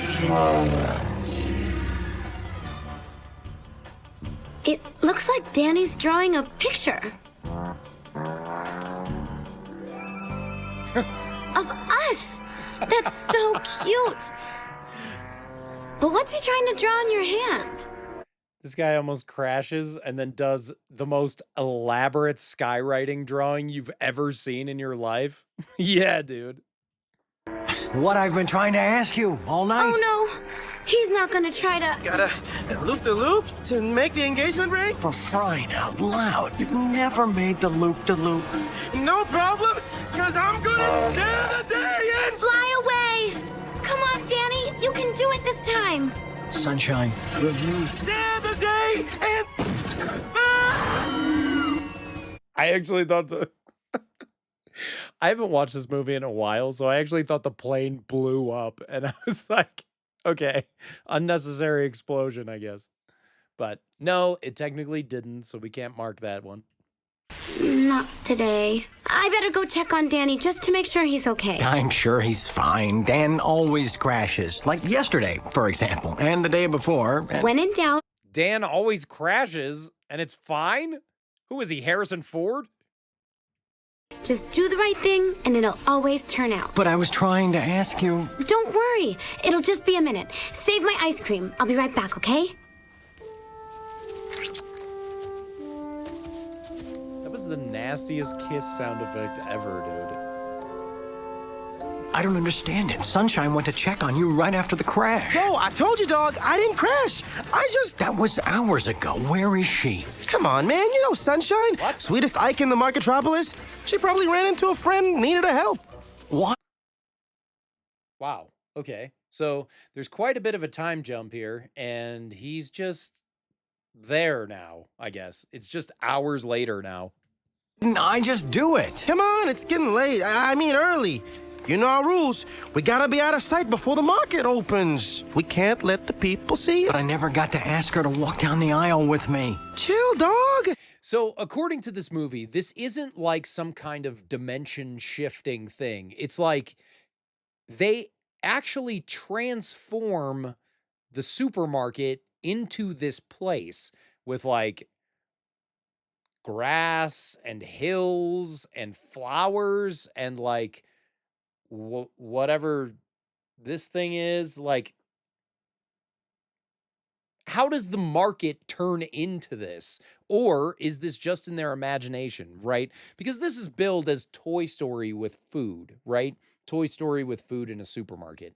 But in Toy Story, a lot of the comedy and conflict comes from them having to interact with the real world around them. That's not the actual world that they would be a part of, right? Like Buzz Lightyear, for example. This is implying that all the tiles in the supermarket floor just turn over and they're all like a freaking grassy knoll in a city. You can pop the question tomorrow night. Don't worry. It ain't like it's the last time you're ever gonna see Sunshine again. It's the last time we're gonna see her, isn't it? She's dead, isn't she? Sunshine, baby. Sunshine, baby.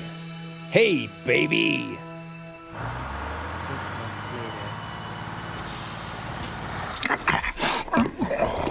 later. May I help you? I'm not gonna lie. Mr. Clipboard jump scares me every single time I watch this movie. Also, blue cube that says pure. I'm sold. You must be Leonard, the manager. I'm your new Brand X representative. I wasn't expecting any new products. A corporate picked your store to test the new Brand X detergent with Alexa.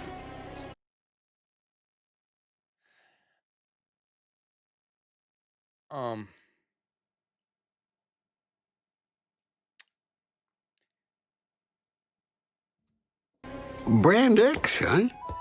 Never heard of it. Give us 1 week. Your customers won't know how they lived without Brand X. But everything is so nice the way it is. We don't have space. Oh, I'll make space.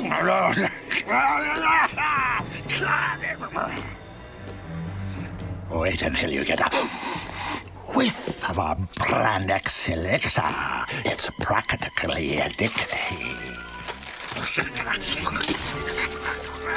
That was a perfectly good bag of chips. Survival of the fittest, Leonard. Never opened. Never enjoyed. No one wastes. This is the most horrifying scene in like this is worse than Terrifier. It's worse than Barbarian. This the most bizarre thing. I'm sorry to stop this on this guy's crotch, but like, this is played by veteran actor and comedic genius Christopher Lloyd, Doc Brown from the Back to the Future franchise. Christopher Lloyd plays Mr. Clipboard. This, I don't even know what is he pretending to be? Gibson gets away with it. Brand X will pay. Arr. Okay. So then they just show the same shot again of the guy driving away. I assume this is still a different night and not flashing back to the same night.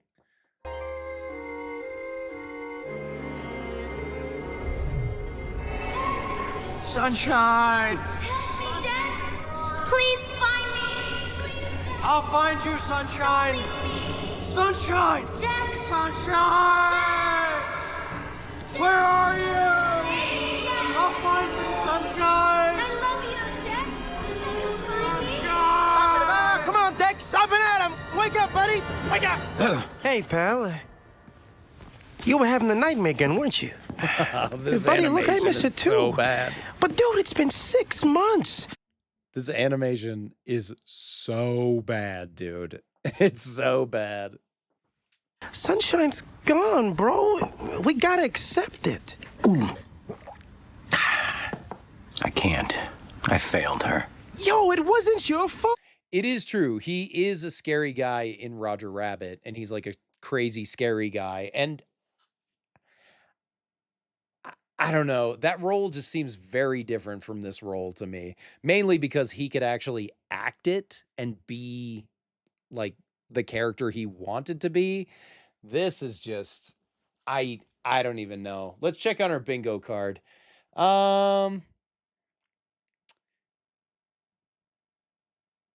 I think we are good for now. I think we're good for now on the bingo card. Let's keep going. You kept this place running smooth as a smoothie, and all of us safe. Just look at all these articles talking about all the millions of cases you solved. Oh, yeah? What about these? USDA Raisin riddle today. a mystery. Leads dry as prunes. Sunshine goodness gone without a trace. Dex dog detective hangs up his hat. The only case that ever really mattered, and I couldn't solve it. Now she's gone. Sunshine. It's a shame. My only sunshine. Okay, so your detective days are over, kaput. But now, brother, you got a club to run. And you can bet the Copa Banana's gonna be buzzing tonight. Everybody's gonna be talking about how Crispy's bag got crunched. Anyway, you want a lift? I got my wings right outside. Fly with you? I'm sad, but I'm not crazy. Okay, you cool? See you tonight. Yeah, thanks, pal. So now apparently Dex Dog Detective is no longer a dog detective, but now he's a dog club owner, I guess. So now he owns like a nightclub called the Copa Banana. And yeah, that's a pretty insane career switch, dude. It's like friggin' Michael Jordan playing baseball. He's a detective and now he's a club owner. I guess it works. I don't know. Whatever. It works in the movie.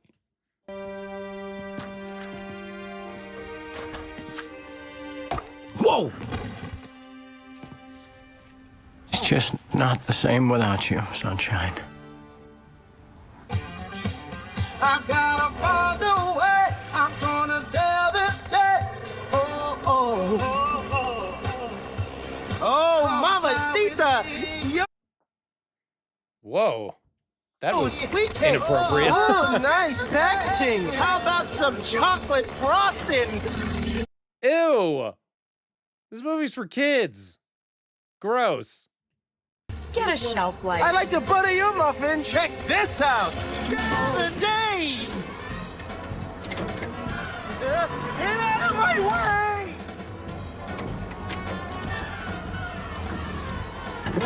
Not him again. Women and children second. Gnomes first. Gnomes first. Women and children second.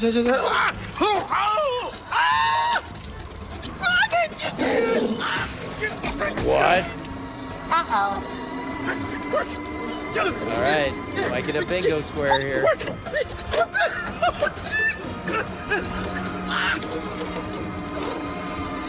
Also, where does he keep getting these planes? He keeps getting them and crashing them. We gotta move. I hate you. No, Sue. Get in.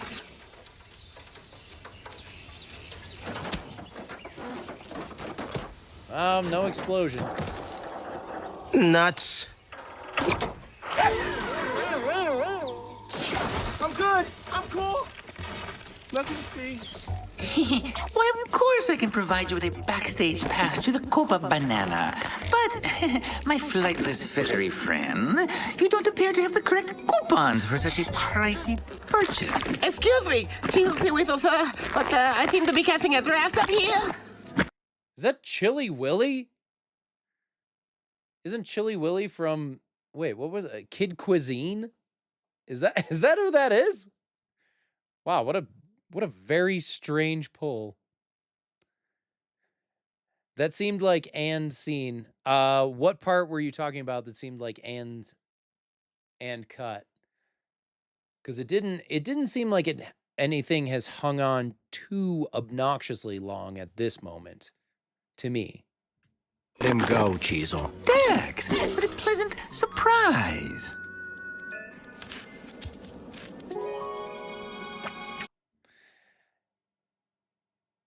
Yeah, I think the plane crash was kind of long, but I think we're gonna hang on to it. Don't worry, we will absolutely get one. I promise. Not so fast, Mr. Detective. Wait. If perhaps you desire a companion for those lonely bachelor nights. How is this movie for kids, dude? What he just said is so insane for a kid's movie. No, dude. He doesn't need an escort. Also, what is this? And why is every, like, rodent type thing made of poop? Why? Why is it made of turds? I don't know. Here's good news. I am the weasel for you.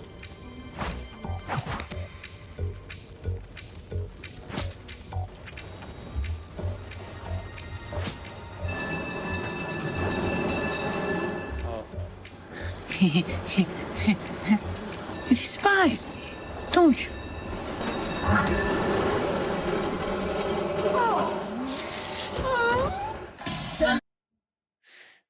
Now, I'm not like an expert in physics or anything, but I'm pretty sure if you got hit by a streetcar, you probably wouldn't bounce off onto the wall and then just like slide down.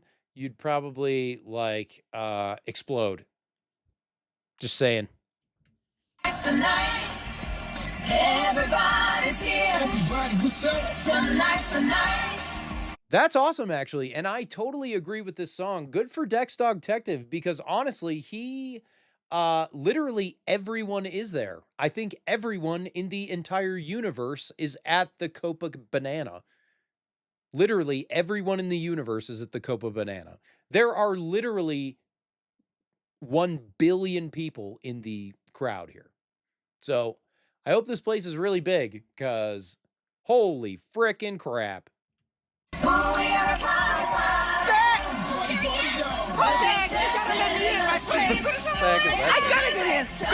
Dex, stop. Any new ladies on your plate? Is there a new squeeze at the juice bar? Newsflash, I'm available. Gonna drive a night away. Everybody scream. Tonight's the night. How's it scratching, boss? One more, Maximilian. Polar Penguin. That name don't ring no bells. Polar Penguin. That was his name. Polar penguin ice cream. Is it just me? Or is anyone else cold? Put a dress on me and call me Shirley. You softy, you. I love this guy. If you're ever in frozen foods with a dog detective, you've got a friend. Tonight's the night.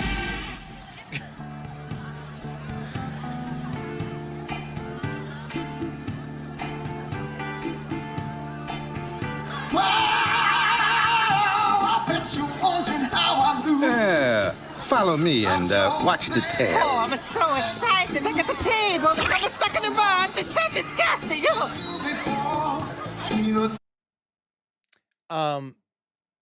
Did that peanut just fall into a cow's anus? What is this movie? Also, what is this guy? What is this guy right here? Zombie cereal? Like what is this thing? Ew, dude. This movie is so gross. Also, and it's weirdly sexual, right? Like this movie is very bizarrely like adult for what it is. But look, California raisins, Mrs. Buttersworth. It's not inappropriate for kids. It's not. It never would be, of course. No. Oops.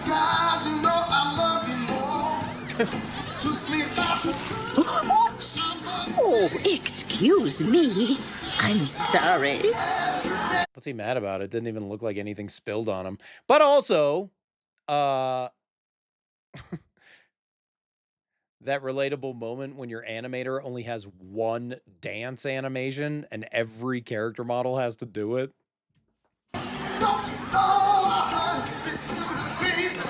Got milk? Do I look like the Dairy Queen to you? And besides, haven't you had enough? It sure does a body good. Get a life. Oh, I'm worried about... Haven't you had enough?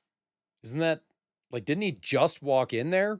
He hasn't drank any milk at all.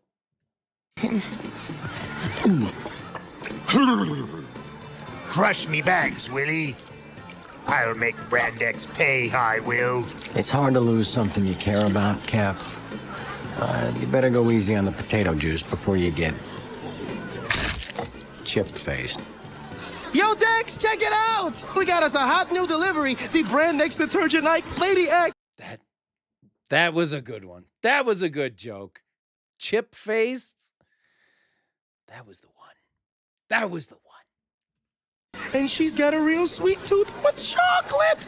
I'm the owl in wow, the cat meow, the kaboom in pow, and I'm here right now. Wow! I say hello when you feel your heart go like a bass drum, boom, boom, boom. You'll remember the snap for the rest of your life. The smell of my sweet perfume, hip, so hip. From my head to my toes to my fingertips, hot, so hot. And I know Sorry, Charlie. I'm the owl in wow, the cat meow, the kaboom in pow, and I'm here right now. I'm telling you, all this music was like recorded in somebody's bathroom or like the public restroom at Target, dude. This music is so bad.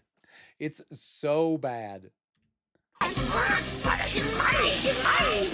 Of all the produce bars in all the supermarkets in all the world, she had to walk into mine. Dex Dog Detective. I've already heard so much about you. Aisle gossip. My favorite kind. That scent.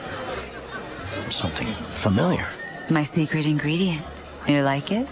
It's amazing. Yo, baby! Who's your sugar daddy? Hands up. Hold your anchor. There be something dirty about this detergent. Now, is that any way to Is that a saying? I don't think that's a saying. to a lady? You got something to say, Candy Arse? Yes, Salt Lick, you can kiss my additives. We're not leaving till this here wench tells us why her rep stomped me poor bag. Is it really my fault you have inferior packaging? Yeah, bro, you ain't exactly new and improved. Spuds for you. Food fight! I'm still stuck in the butt. Oh, shit. They said it. They said the name of the movie. He did it.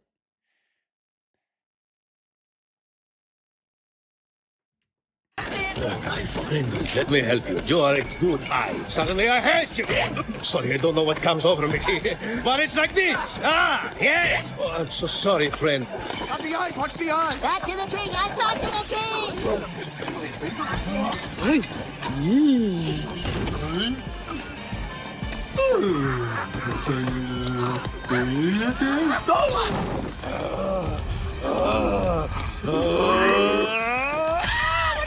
Stop it! Stop it! No, that hurt! Oh, no! Don't you touch my heart! It was disgusting yesterday! No! Now you look at it. Oh, there go my ego bug. Oh, look at me. I'm sick. Revenge will be mine. I'm too hot for you.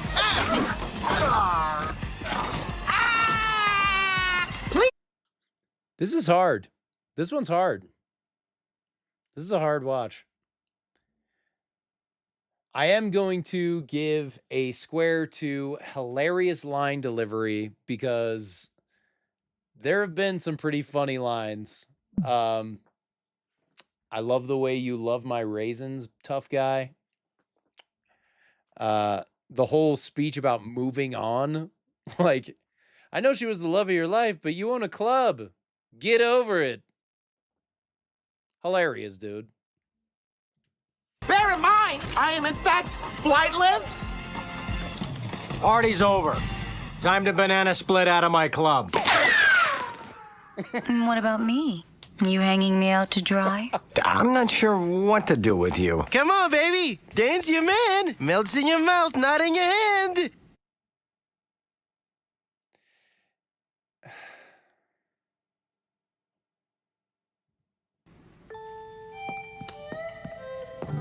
What can I say?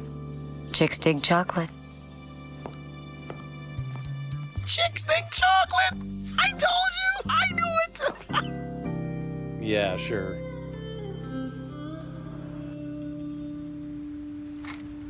You were my sunshine, my only sunshine.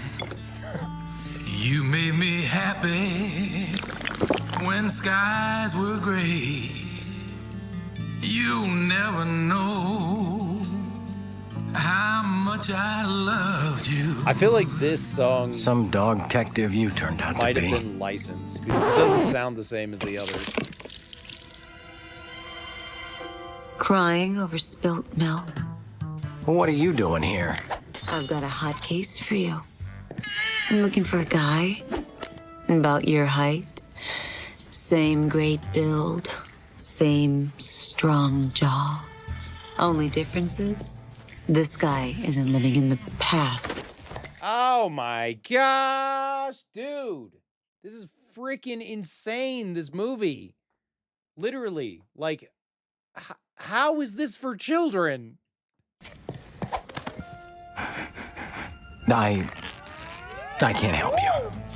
Holy chips. Maybe I can help you get a clean start on a new relationship. So what happened to Dan? It does seem like Jessica Rabbit. You're right about that. It seems very Jessica Rabbit-esque, but also way worse because that Space Jam was not nearly as like overtly inappropriate as this one is. You already eat through to his hollow center? He said the sugars and salts were going to finish what they started. The aisles aren't safe tonight for a helpless lady. Like me. Sorry, I'm not buying this damsel in distress routine. You've been through the wash plenty. I can see it in your eyes. Ew. You're right, Tex. I'm not new. Last year I was recalled. But I'm changed now. New ingredients, repackaged with a fresh scent. I want to forget my past. Just like you do. I can't forget. Is she flying? No, What but is you're happening? wrong, Dex. I can wash away your memories.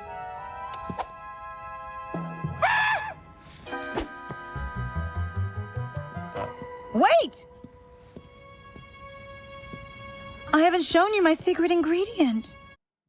Does this movie feel, it almost feels like a PS2 game or something. Like that's how it feels. It seems like this is going to lead into me controlling Dex Dogtective and then having to like beat up a bunch of those hairless hamsters or whatever. Inside. Why did I agree to run the United Supermarket Defense Association? Things were so much smoother when Dex was in charge. Oh, Dex, thank goodness you're here. The salts and sugars. Oh, it must have been all-out war. How many Ikes went down? Everybody we threw out of the friggin' banana. Dan and Lady X is the only ones missing. And the lady's got an alibi. Dex and I were just talking. I warned him there might be trouble. We all knows when a product loses its icon, it spirals, it goes bad. So what can we do here? Nothing. We're the soul of our products. Without us, they're gone. Real fast. These Ikes didn't expire in a rumble. Somebody just wants it to look that way. Are you saying what I think yous is saying? Rigor Moldus has set in. Looks like all these poor Ikes were rubbed out. Yo, but why? Gross. Oh, goodness gracious, great. He said he was going to get back at the salt. Dan would never do anything like this. We have to find him before the rest of the salts do. And you better start styling, Harry. Right. What? Me? I can't. Oh, you have to help me, Dex, before I go bald. Not that bald isn't beautiful. I don't get involved. Wait, where did he come from? After losing Sunshine, boss, I thought yous would never smile again. But Dan, he was there for yous. My split ends! What to do? Oh, no.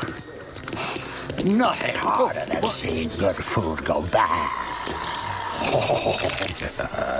Looks like we arrived just in time. Brand X replacements for every Ike lost last night. Now, how'd that Mr. Clipboard guy know?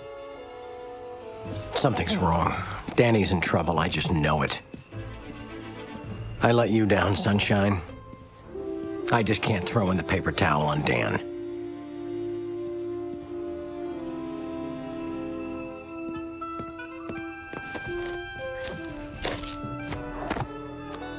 He was your best friend, too.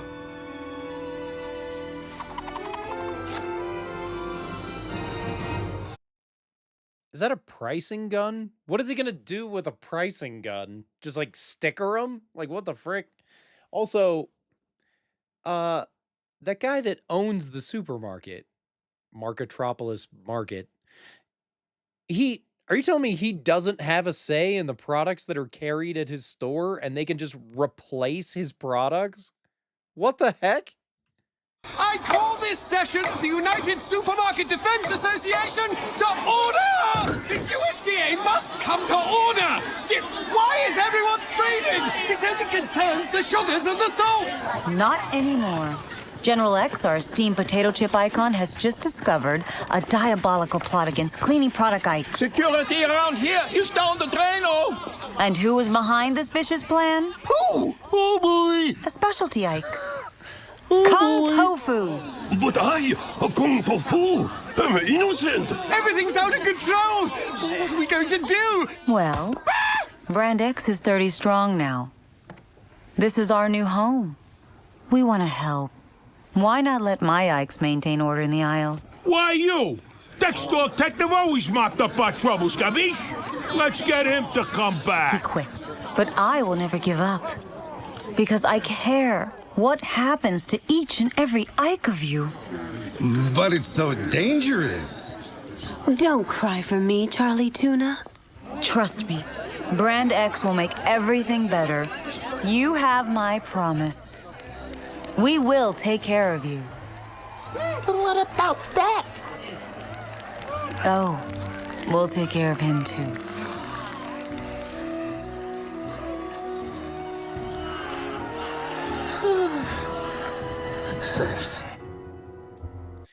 But like, if everybody's afraid, like, oh well. The lady wants the Dogtective. Perhaps he's been very, very bad. No problem. If you weren't so desperately deficient with your coupon dispersals. Oh, I could just kill you. That would be lots of fun. Whoa, More fun than a okay. spanking. Wait. The detective will be dropped off at the cleaners post haste. Speaking of clean, might I interest you in a toothbrush? Oh, I fear this will not end happily for me.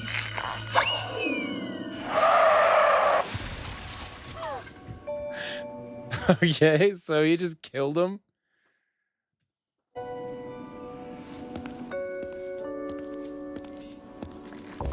Yeah, exactly. So Brand X, if you haven't caught on, is like the generic brand for all of the major brands.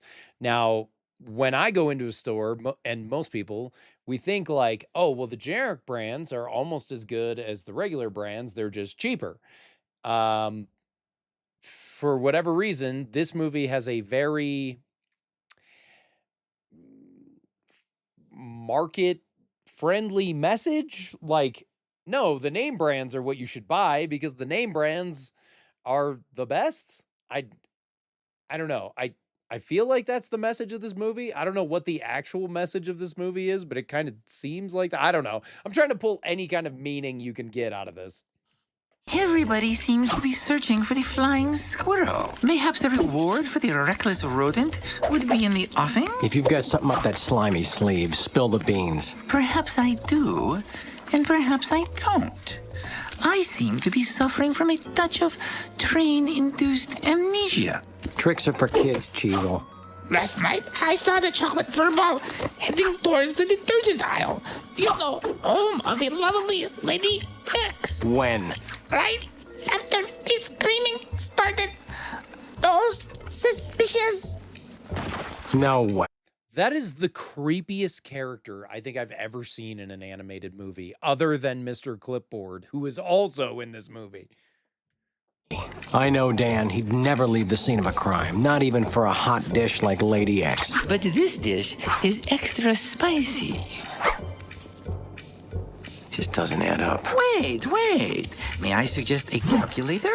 Lucky for you, I just happen to have procured a boatload of fine...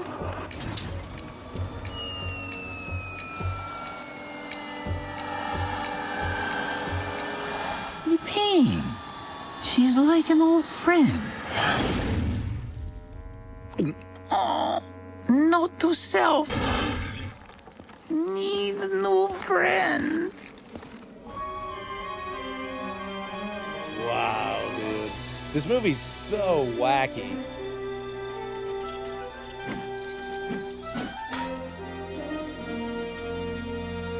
I still got it. And I thought the raisins were humiliating.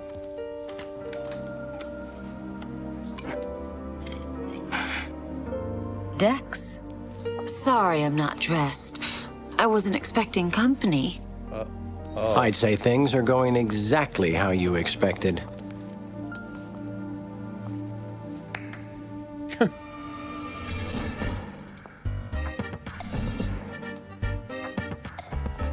How about joining me in a warm rinse? I'm not that dirty. Oh, but being filthy can be loads of fun. Don't you think so, Dex?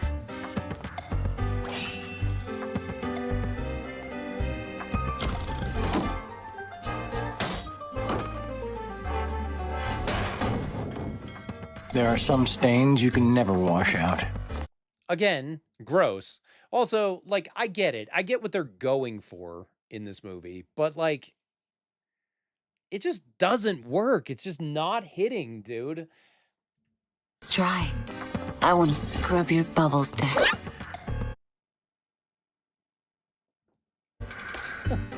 Oh my god. I want to scrub your bubbles, guys. I want to know how you rubbed out all those Ikes last night. But I was with you. This entire scene is trying to get me on the line case deliveries. before there even was one. This entire scene is just hilarious line deliveries. The entire scene. Poop on her head. Aim for the hair. Naughty dog. I've really been on your mind, haven't I?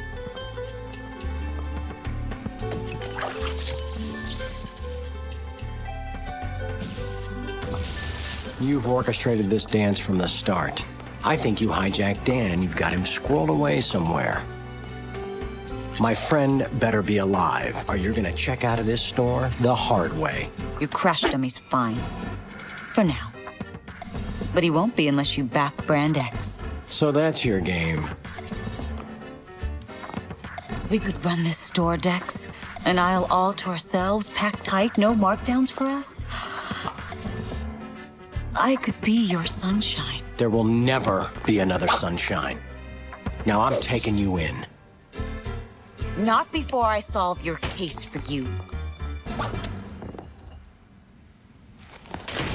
Down, boy. Oh. Plot twist. What a shame. We could have been like macaroni and cheese, peanut butter and jelly, scotch and tape. Dex, wake up! Come on, Dex, wake up! Dan? Dex, my man! I knew you'd sniff me out. Oh. You okay, pal? Is your chocolate chip? It was brutal. She has these giant flying mother. That was genuinely funny. Is your chocolate chipped? That's funny. Some of the food puns in this movie are not, I mean, they're not great, but they're funny. Bites that slaughtered every Ike in sight. But they didn't rub me out because Lady X digs my fine flavor and oh so sweet bod. Or maybe she used you as bait to get to me. Oh, like you're the only Ike who could rescue me, figure out her game, and shut it down.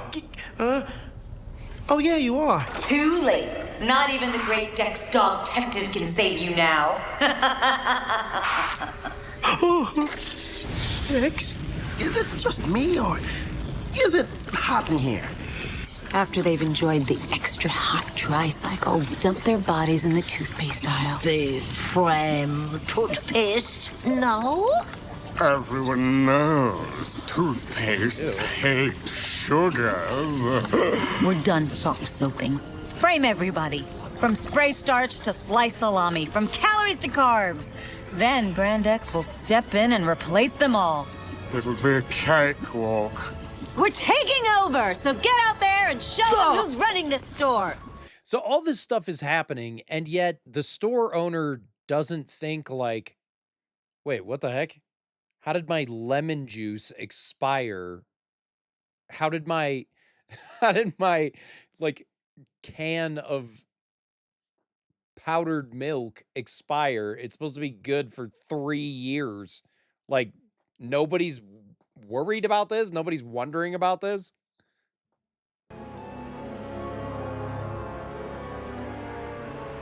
But I, Kung Tofu, am innocent. What's that got to do with it? I don't get it. I don't understand. I mean, we simply don't care. I am hot. I'm hot. Gonna fry. Stay calm. We just gotta find a way to get out. Whoa. Just breathe and focus. The answer will come. What? The answer will come. I'm melting and you're getting all martial arts zen. You can put a Socks. That's it. Socks always escape from the dryer. Follow that sock. Ouch. Okay, pal. You're safe now. Yo, wait, whoa, time out. Where you going? Look. Is that a common thing that socks always escape from the dryer? I feel like the socks that I put in the dryer are always in the dryer, but maybe I'm insane. I don't know. Tell me in the comments. Dan, I just came to find you, but that's it. Yeah. Don't want to get involved no more. Gotta check, but you might want to take a look at this first.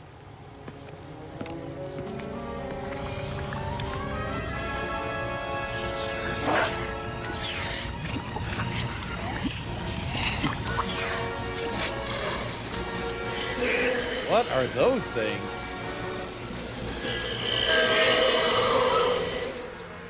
What the fudge? They're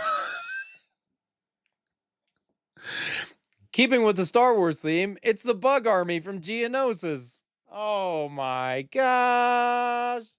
building an entire army of robotic exobites. What's that oily liquid? What the frick is an exobite? What even is that? Yo, I seen that. It's the same stuff they shot into Crispy and the other Ikes when they rubbed them out. They must be planning to finish what they started last night. Brand X is gonna take over the entire store. Come on, let's get him. I'm ready to roll. You with me? Let's hit this. I ain't afraid. Well, I am. You are?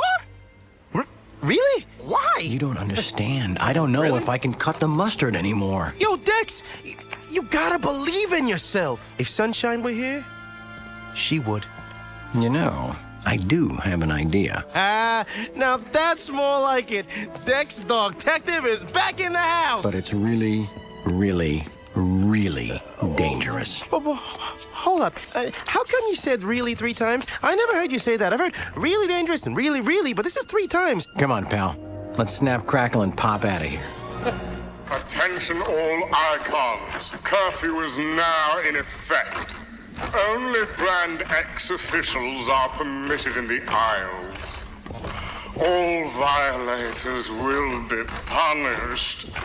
I do so hope there are violators. I love a good violation. I love anything to do with violation. Watson, now what is going on? We need you to analyze this. I borrowed it from Lady X. I think it's the secret ingredient in the Brand X elixir. Brand X! Oh! Brand X! Oh, why me? Why? Why Brand X? Why? No, come on. Why not, let's see, Dr. Pepper, Dr. Scholl's, Dr. Feelgood! Anybody but me! Snap out of it. You're the only one with a nose for the job. Ew! Oh, this is just great. Okay. I'll give it a whiff. It can't be done. Oh, why me? What's going on? We have reports that you're plotting against Sugars. Me? I don't even have fluoride. I'm just a whitener. Well, you know, I myself appreciate a good darkener. Oh,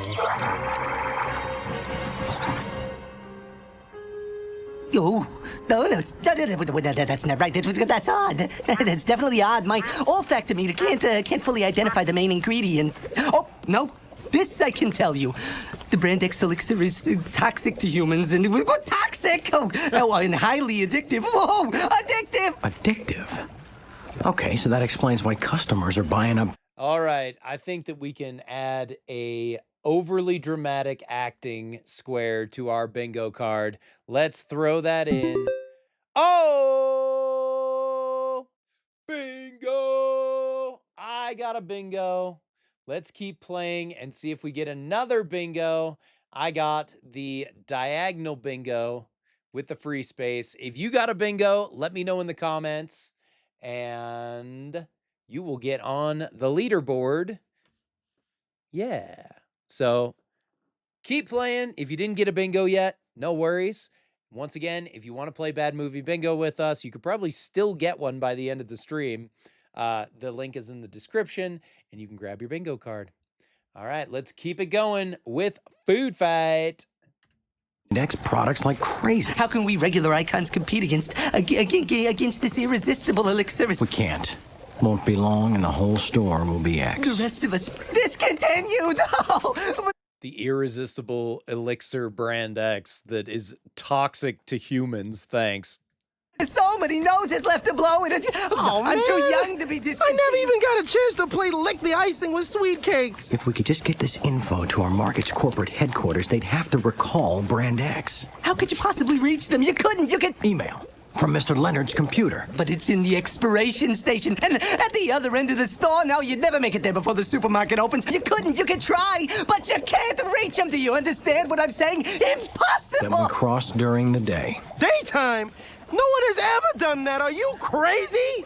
What about all those humans out there? The ones with the big feet. They're never supposed to see us during the daytime. We'll be killed. But not that I can't handle that, because I can, because I'm a natural ninja. We won't survive another night against Brand X. It's our only shot. It's daytime! Oh, daytime! Oh, this is bad. We must have lost hundreds of Ikes last night. Come on, pal. Let's get going before we lose any more. Oh, how the chill, or are we supposed to cross over 10 aisles of that? Holy crap. It's the next thing you hear. What is it, Black Friday at Marketropolis? Holy frick. There were... This movie has such a bizarre sense of scale, dude. Just clean up on aisle 1. You know, we blew it. The next thing you're going to hear to be the sound of me eating you for the lunch. The next thing you're gonna hear the sound of me eating you for lunch. Look, you overstuffed lunch lizard. My friend Dex, he'll make you stutter with your butter.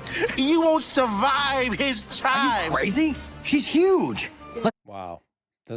That's offensive. Strawberry jam out of here.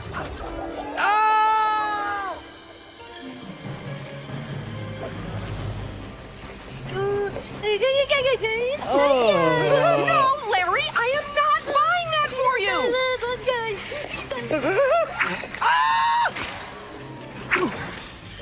Miss me? Wait, stop. We could, maybe try to date a bit? A movie? How do these characters keep getting more hideous as the movie goes on? A lunch? I kill you! He's just Dex, flying. Batter up, fool! That soda's not even Where open. you go, my chipmunk? Just, like, now it makes the sense. day in! Mayday! Mayday! Oh my god.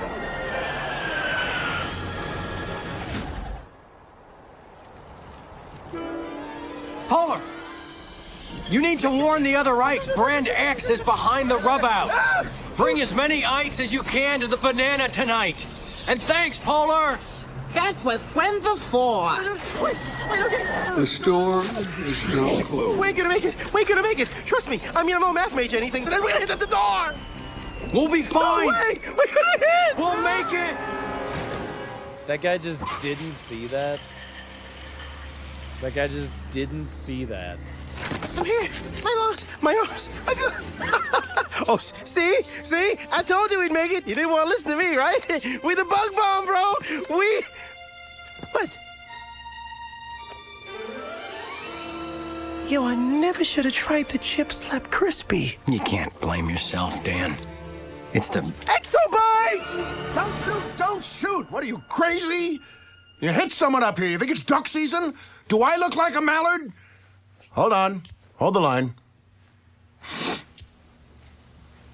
Is that the enticing scent of rich, creamy chocolate?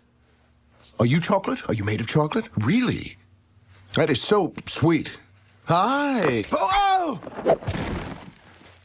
Vlad Chokul, chocolate vampire, used to have cards. Do you work out? I use the Thigh Master. You're looking pretty good for biting it. Excuse me, but they poisoned me like the other Ikes, okay? It's not my fault. Again with this, what can I tell you? I am the undead, all right? The undead. No, you're not dead, but you're not exactly living either. It's sort of like being in summer school. Oh, come on, that's funny. Now that's funny. Let's not lose our senses of humor. Mandatory security rally tonight. All icons must attend or face the penalty of elimination. How can I help? Upload? Download? Scan? Blue, we're gonna get corporate to recall Brand X. Can you bring up a form?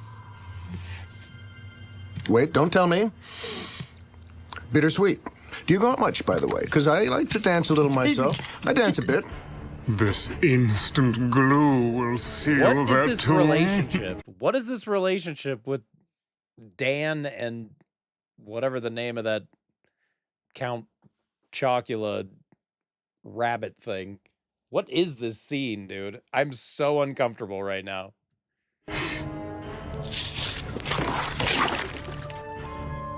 Lovely word. Tomb.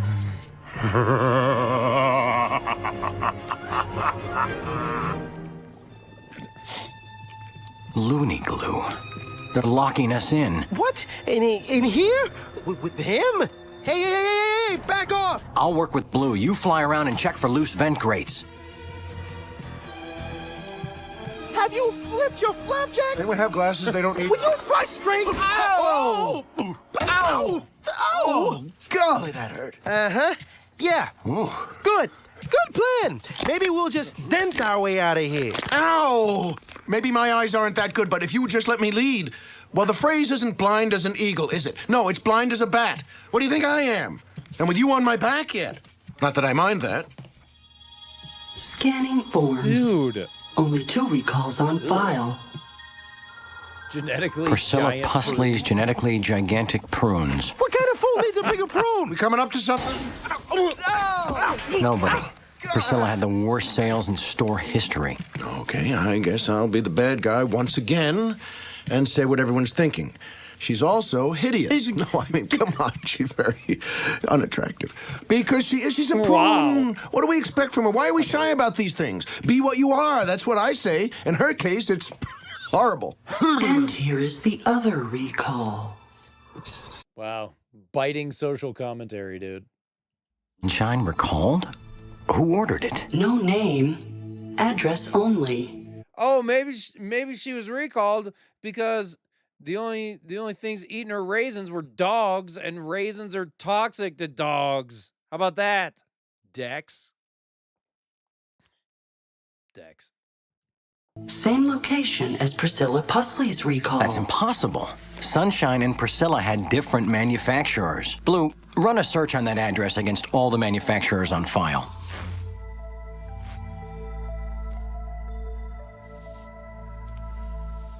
Brand X ordered both the recalls. Dex, I just don't get it. Brand X took my sunshine away. Easy, easy, bro. I know how you feel. No, no one can.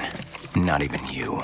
Okay, but look, you gotta stay focused, or Brand X gonna take everything else you love too. Not while I'm still breathing. Blue, we have to send the form to recall all of Brand X's products. Pull the plug on these traitors. Bye-bye, Ike's. Sending now. What happened? I love that this Blue character, like the IBM mascot, is just dancing the entire time. Like, what? Dude, do you ever stop dancing? What is this, the female Ghostbusters? Do you all see it get darker too? Oh, good. For a second, I thought I was having this. Well, mood lighting, though. You devil dog. Look at you. Dex? Brand X must have killed the power. But the email went through, right? Maybe. But now we can't count on headquarters coming to save us. But you said we ain't gonna survive the night unless headquarters gets rid of Brand X. I don't understand. Well, I don't get it. So what do we do now? Fight. Come on, let's get up to that vent and over to the Copa Banana. The oven timer's ticking. I love scripts of movies that just explain why the scene before it is stupid. Like, wait a minute, but you just said it wouldn't work if we didn't have... Oh, I know. I say stuff all the time. Don't worry about it. Oh, okay.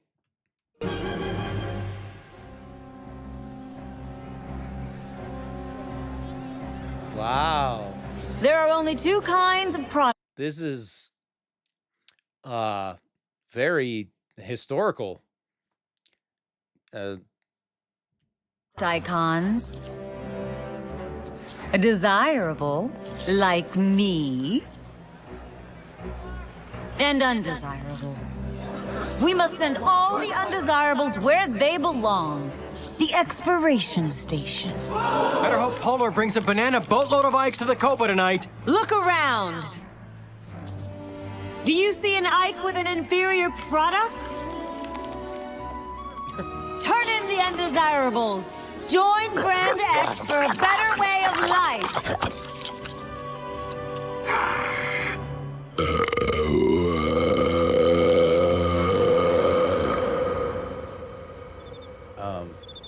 Okay. Kiwi Koala did it. I didn't do any! Jeepers! There must be some mistake! Hey, wait, where are you taking me? From this day forward, you must prove you are desirable. Soon we will become the model of excellence. Until the entire world is just like us. One store, one X. One store, one X. One world, one X. One world, one X. One store, one X.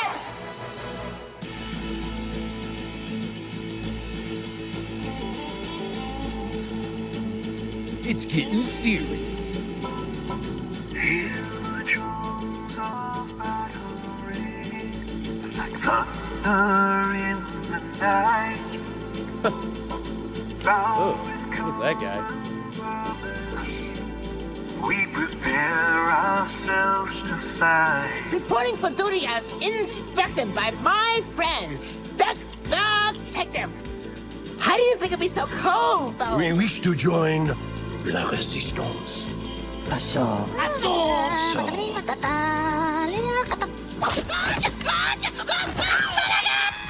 Well, that's swell. But if the boss don't get here soon, we can all...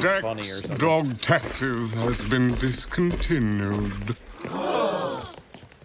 And unless you care to suffer a long, cruel expiration, you will sing your allegiance to Brand X.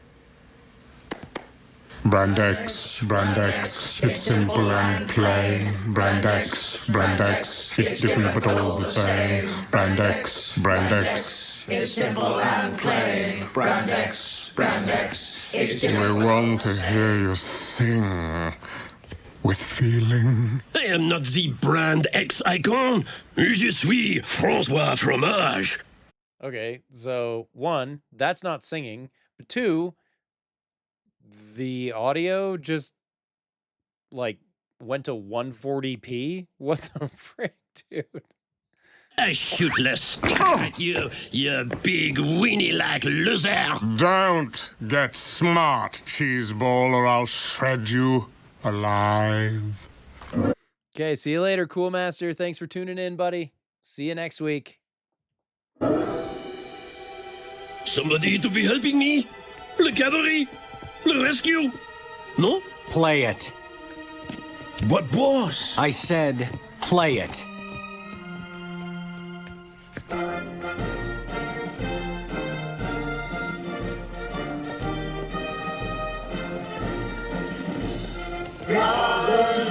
USA, we fight for freedom every day. Brand X, it's simple and plain. We protect and proudly serve ourselves. Our little ship will be on our shelves.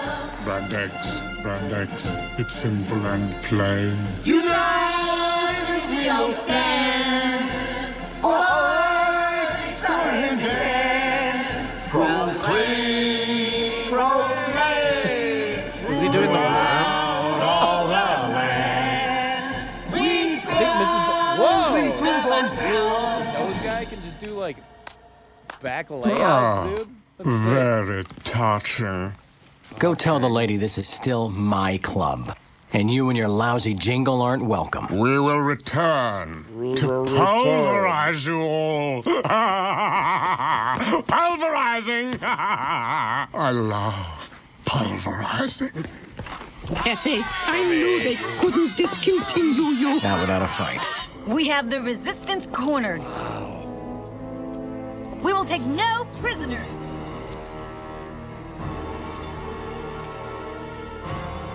Let's do it. We will show no mercy. We've all lost someone. A friend, a neighbor, someone we love.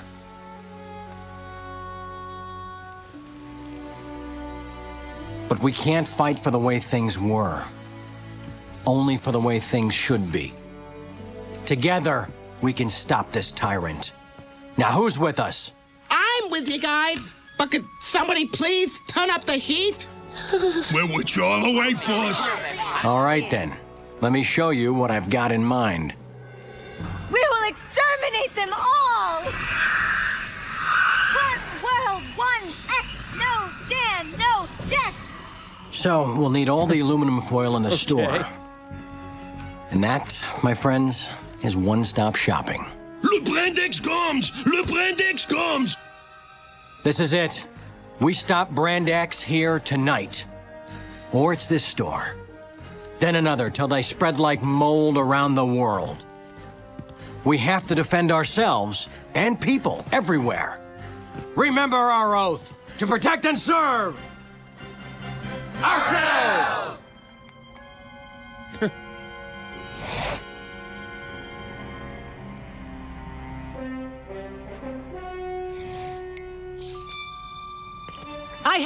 Hungry dog, cookie aisle, go!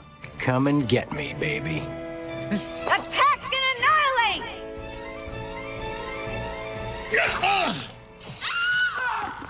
Holy crap. He's on the roof! Get him!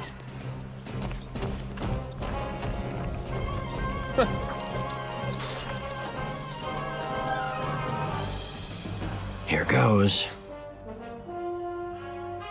Food! Fight! Yeah! Let's go! Have that food fight!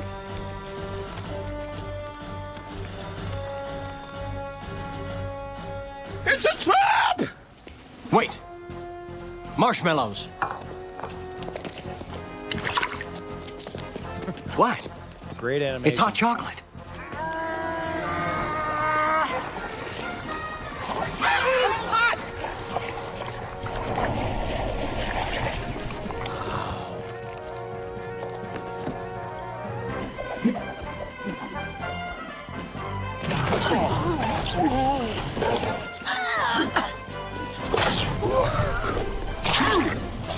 This animation is so bad.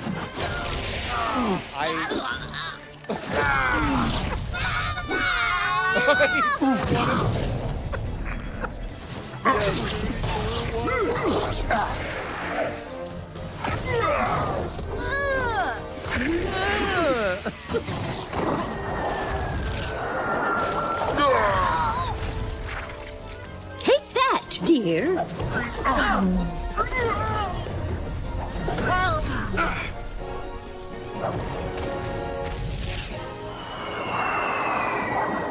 Oh no!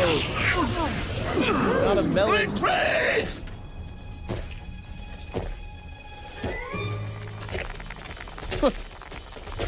That's pretty funny. Je suis François Fromage, and I am not afraid.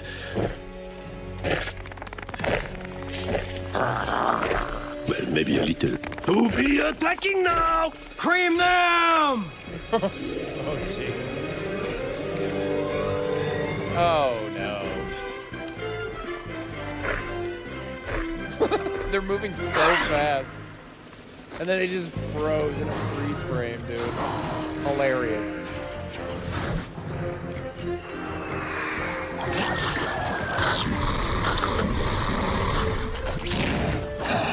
What kind of pie is that?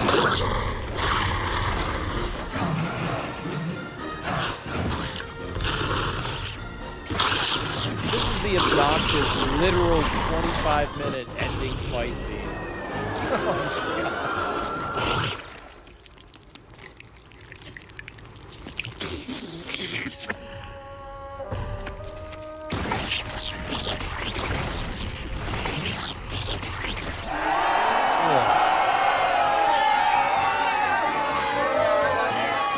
Fools! I'll destroy them all! Oh look, it's the same guy twice. Units, go! Armies attack! Oh. That's gonna be bad.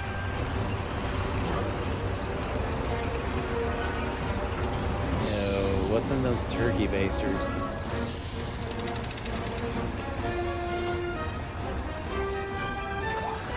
Okay, that's kind of funny. It's like a hand about to like hit the ketchup bottle or barbecue sauce or whatever. That's kind of funny.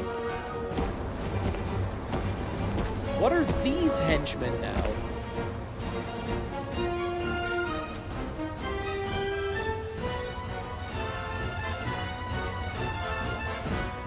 Okay, just for the simple fact that I literally hate all of these henchmen, we're gonna give super stupid henchmen and another bingo. Let's go. If you got a bingo, make sure to tell me in the comments. And don't forget to like this stream because it helps it go out to many more viewers.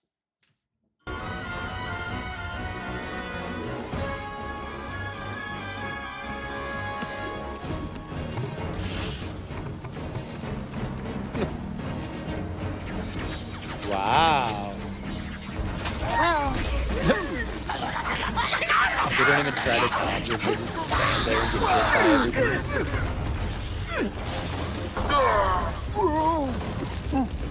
everything. Wait, what was the point of them doing that?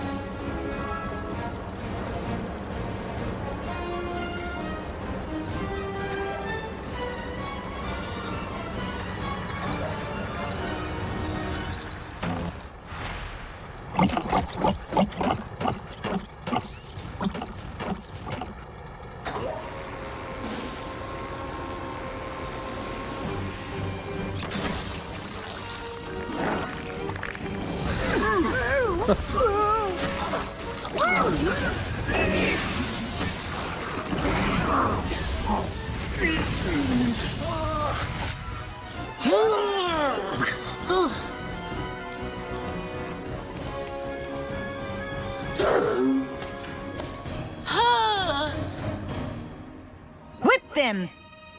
Whip them bad!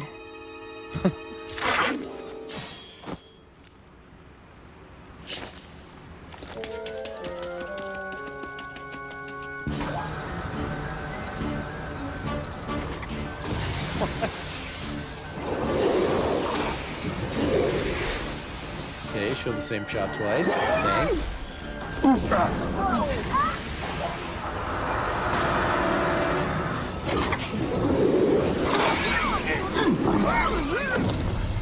Run while you can, Dex Dog-tective. For soon I'll have you sitting up and begging for mercy. Exobites, fly! What are these things? They have zero explanation at all. We'll see who rolls over. Okay, everyone ready? I don't know, dude. You look like you're losing pretty bad. Then let's gum up her works. They're nothing but overgrown mosquitoes with gigantic deadly stingers, and there's a ton of them, and they want to kill me. Broccoli ball player. A product everyone needs.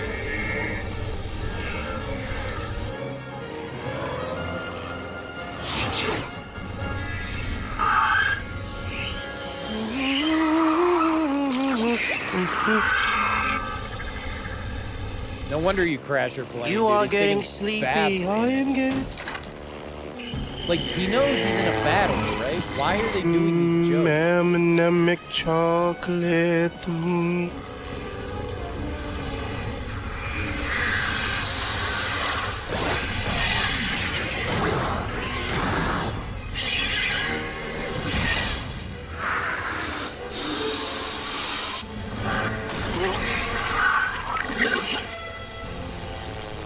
Day of the day!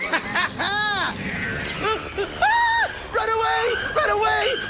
Wow, that was crazy. I couldn't even tell what was happening. Holy guacamole, run! Wash them all! Pudding and strudel is what I think about. Darten myself. Fry their eggs! Oh my gosh.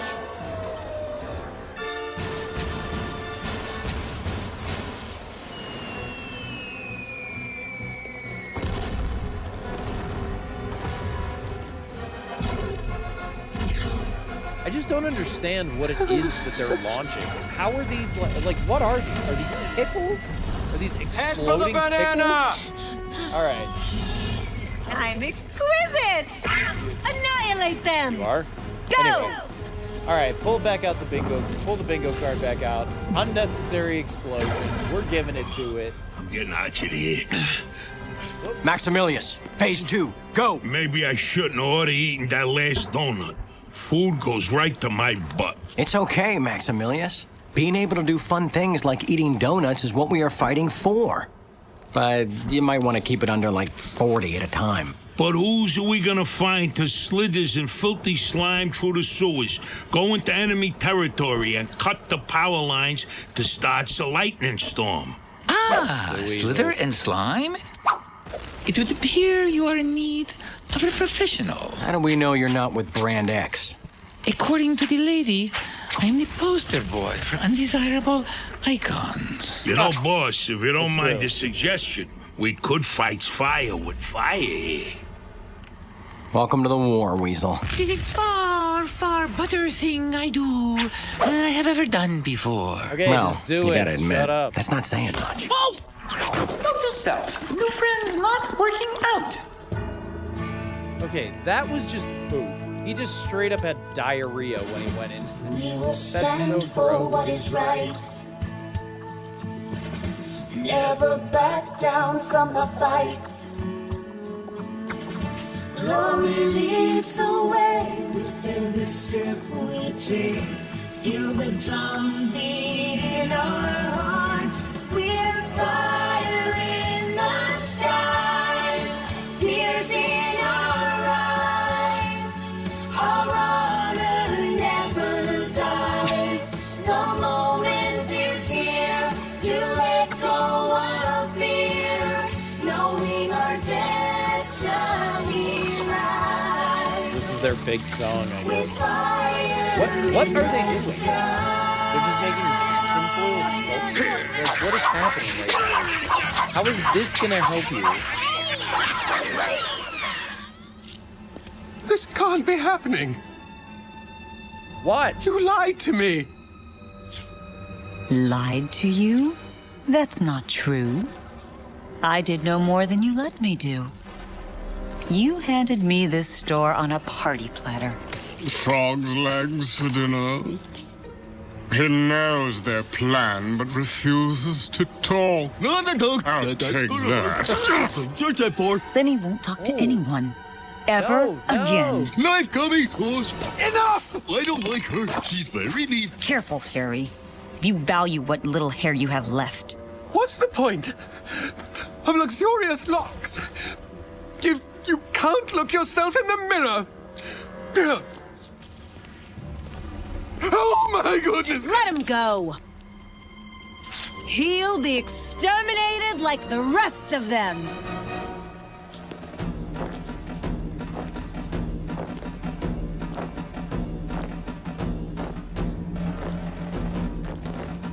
Okay, what is the point of this donut drum line?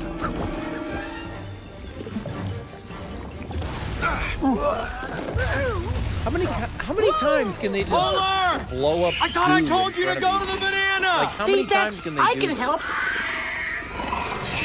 No! Oh no, not poor Another penguin. pathetic Ike bites the dust. No one puts Polar in the freezer. I'm marking you down, Shrimp Toast. Wait! It wasn't my fault. I was just following orders. I don't even like her. Lady X promised she would make me tall and thin. Then you finally got your wish. Wow, what a climactic I'm battle. gonna pop your corn, lady. Wow. Roll over, Doc-tective. You're Yikes. mine.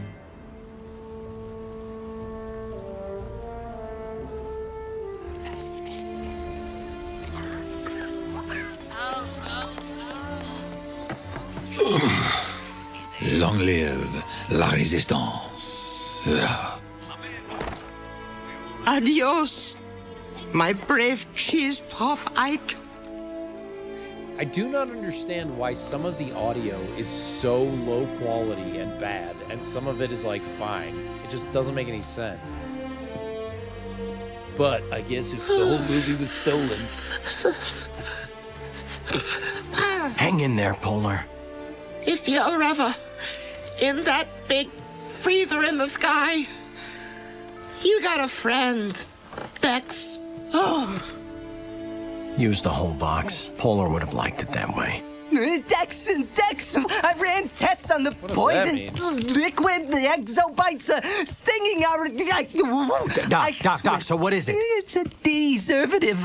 Okay, imagine the chemical opposite of a preservative, huh? Yeah? One dose causes a victim to spoil in his own unique way. A cookie crumbles, ice cream gets freezer burn. Oh, chips chip, crackers crack, aluminum is foiled. Don't you see? Snot happens. This is a big booger we're bouncing into. you even? I get the picture. We need an antidote. Fast. Damn it, Dex! I'm a nose doctor, not a miracle worker. Go. What is with this guy? He's always asking me to do the impossible things. I can't do the impossible things. If I could do them, they wouldn't be possibly impossible. I'm fine. Nobody saw that. All the lightning rods are in place. I guarantee it. Well, pretty guaranteed. I mean, it's almost guaranteed. I can't guarantee it. Well, because my eyes aren't that good. I don't see that well. But my heart's in the right place, if I had one. Now phase 2 is up to Cheezel the Weasel. That idiot? Okay. I mean, fantastic. I'll go check again. Easy, Dan, easy. Man, phase 2 ain't gonna work. Not with all those exobites swarming. There's just too many of them. They're refueling their poison inside the Brand X building. Can you fly me over Lady X's aisle? Oh, yeah, sure. No problem. Except I don't have a death wish. If I can cut off their poison supply, maybe we can turn this thing around. Dick, suppose you make it in. There's no way you'll get out. It's suicide.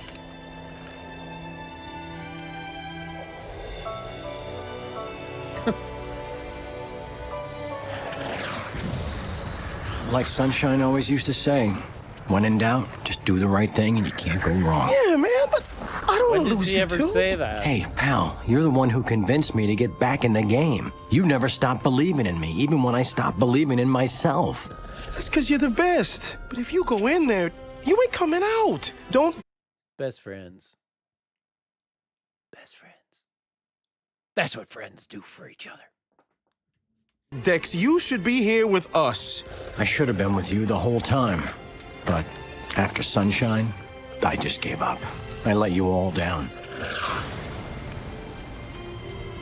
I know now that my problems are just a hill of coffee beans compared to our store, our world, our family. If I don't make it back, I'm counting on you to take my place, pal. Me? No, I can't. You can do it, Dan. I believe in you. This place won't be the same without you. Who cares? Just do I won't it. be. The secret's inside, old buddy. You'll be just fine. So, am I flying or am I walking? All right. Let's win this sucker.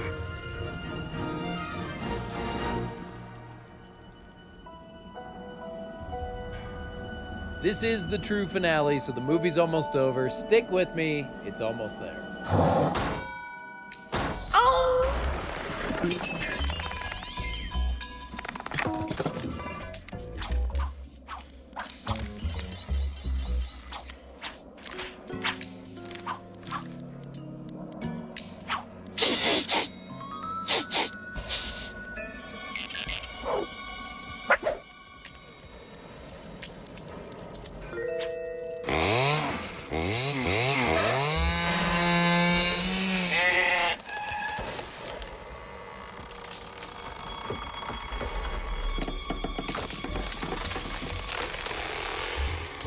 Adeline, she's like my loyal beloved.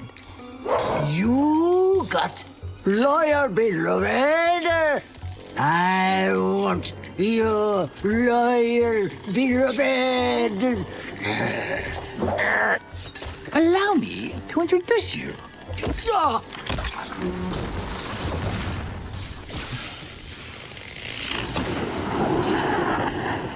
Note to self, Cheezel T. Weasel rocks. They do the most anticlimactic endings to these like boss fights. Like normally Hey, Dex, that would be. don't worry, like, bro. meaningful, I'm gonna get you but it's just closer. Like, Once more into the kicker bleach, into my the friend. sound fight. Once more. Dex? Dex! Day after day, Dex. Day after day.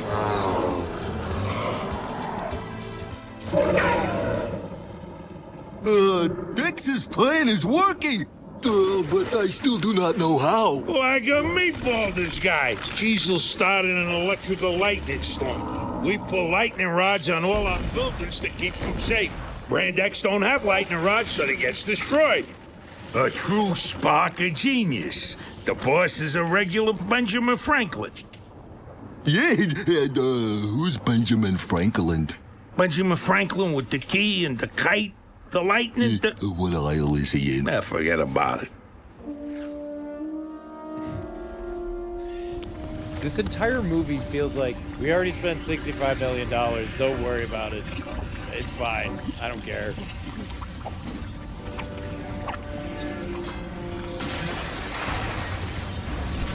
That is extremely impressive that dog was able to break that giant tower. That is very impressive. Sunshine. Dex! Hold it right there, oh blonde. There's Sunshine goodness. She's not dead. Okay, thank goodness. Sunshine good. Gets it. Watch out! On your knees, dog.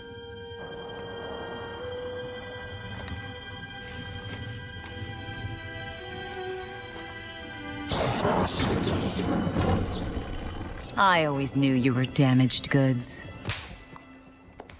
I'm not the one who's gonna be puppy whipped. You cold-farted itch. Exterminate them both. Her first. Make him watch his sunshine fade away.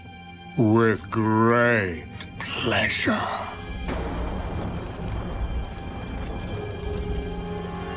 Okay, then. I'll just leave you to it. Yeah. I thought that only worked in movies. Ha ha. Reasons, Dex!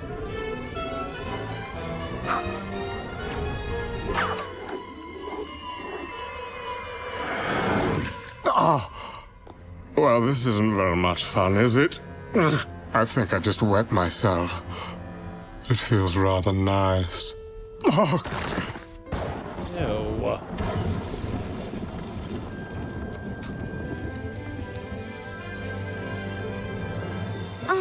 Dex, I knew you'd find me. I'm sorry. I thought you were... I'm here. We're together. My world is whole again, kitten. I never stopped believing in you, Dex. And I always kept you close to my heart. My big tough guy. Ew. What have they done to you? Rand X took my essence. Of course. The perfume smell. That's why it was familiar. The secret ingredient in their elixir. The evil X turned your sweetness, your goodness, into something vile. But like, how would they ever be able to do that? What does that even mean? There's the whole thing could go any minute. As long as I'm with you, nothing else matters.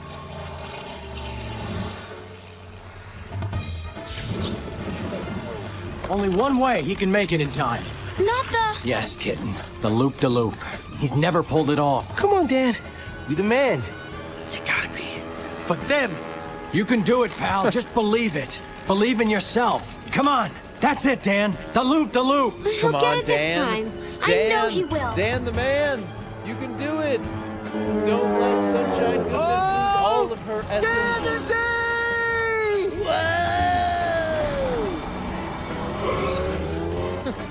We caught him as the building very slowly fell down. Woo! Dan the Dan! Fly away!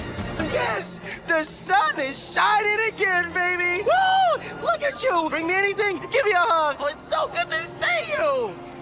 I just knew you'd do it, Danny. Me too, pal. Me too. Dex, something's wrong. What's happening? I understand. Somebody ordered a recall. Dan, go find Lady X. I've got a bone to pick with this guy.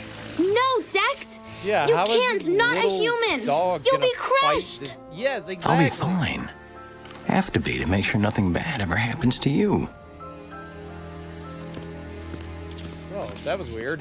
His Maximilius, hand is the Lola, exact same color as her let's hair. bring him down. You got it, Me boss. comprendo big time, heavy.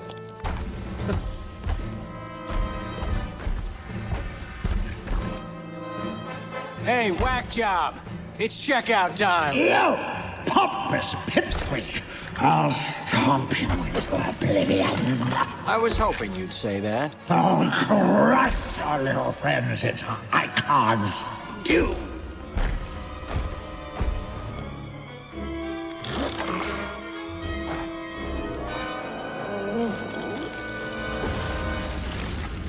Yeah, Gulliver's Travelum.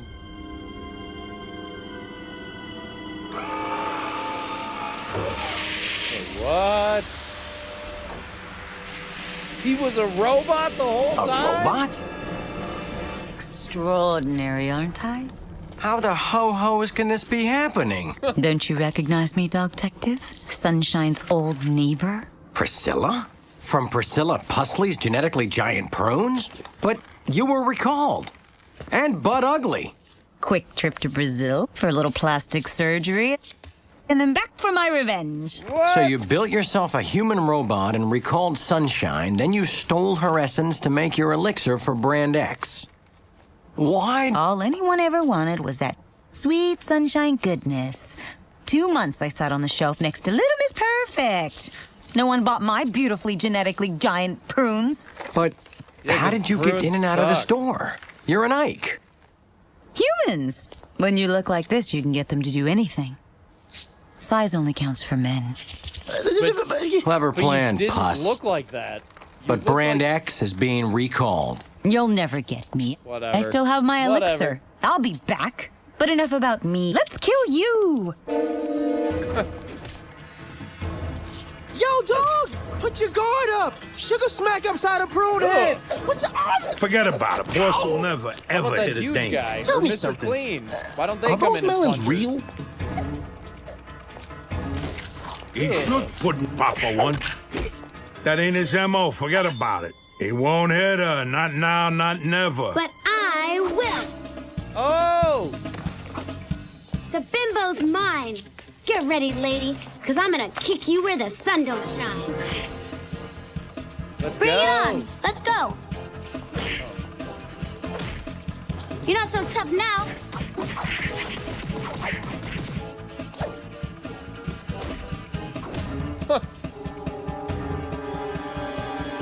Oh, look at you! Sunshine Chip slapped her back the ugly. Gross. Ugh. It doesn't have to end like this. All I ever really wanted was you. Well, you and world domination. Frankly, my dear, I don't give a spam. Oh, the indignity of it all. Dan, wrap her up and take her to the expiration station for recall with the rest of Brand X. I heard there was a resistance. Call me fashionably late. You may be mostly fluff, Harry, but the rest of you is pretty strong stuff. Oh, I'm off. Quick, calm down and a shot of Toodly Pip. Nice work, everybody. Dex! I found an antidote to the deservative. It should bring all the Ikes back to life. Oh, joy. that's Let's give it a whiff, convenient. huh? Thank goodness he found that. I knew you'd say me, friend. Thank goodness nothing in this movie has any consequences, because otherwise this movie would, I don't know, be a movie. My, but it's still chilly. Oh, Dex, I'm so proud of you. You saved us all. We saved each other because the secret is inside. Inside all of us. All right. See, things really turned out perfect. The good old days are back. With one change, I hope. Sunshine, will you marry me? Yes, Dex.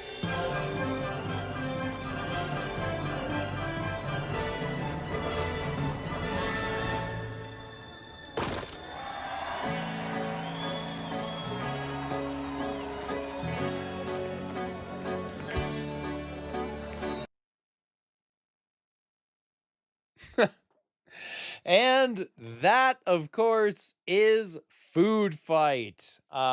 This is just one of my favorite bad movies of all time. I think it's so insane. And yeah. So, if you guys got a bingo, make sure you let me know in the comments. This was a super fun Friday Night Live. It's our second one ever. So, Let me know in the comments also if there are things that I can improve on or things that you want to see next week. I am really enjoying doing these live streams with you guys, and I am just so honored and blessed and thankful to have anybody who drops in watch these videos. So thank you guys so much for coming. We'll see you guys in the next one. Peace out and have an amazing night. Thank you guys. See you later.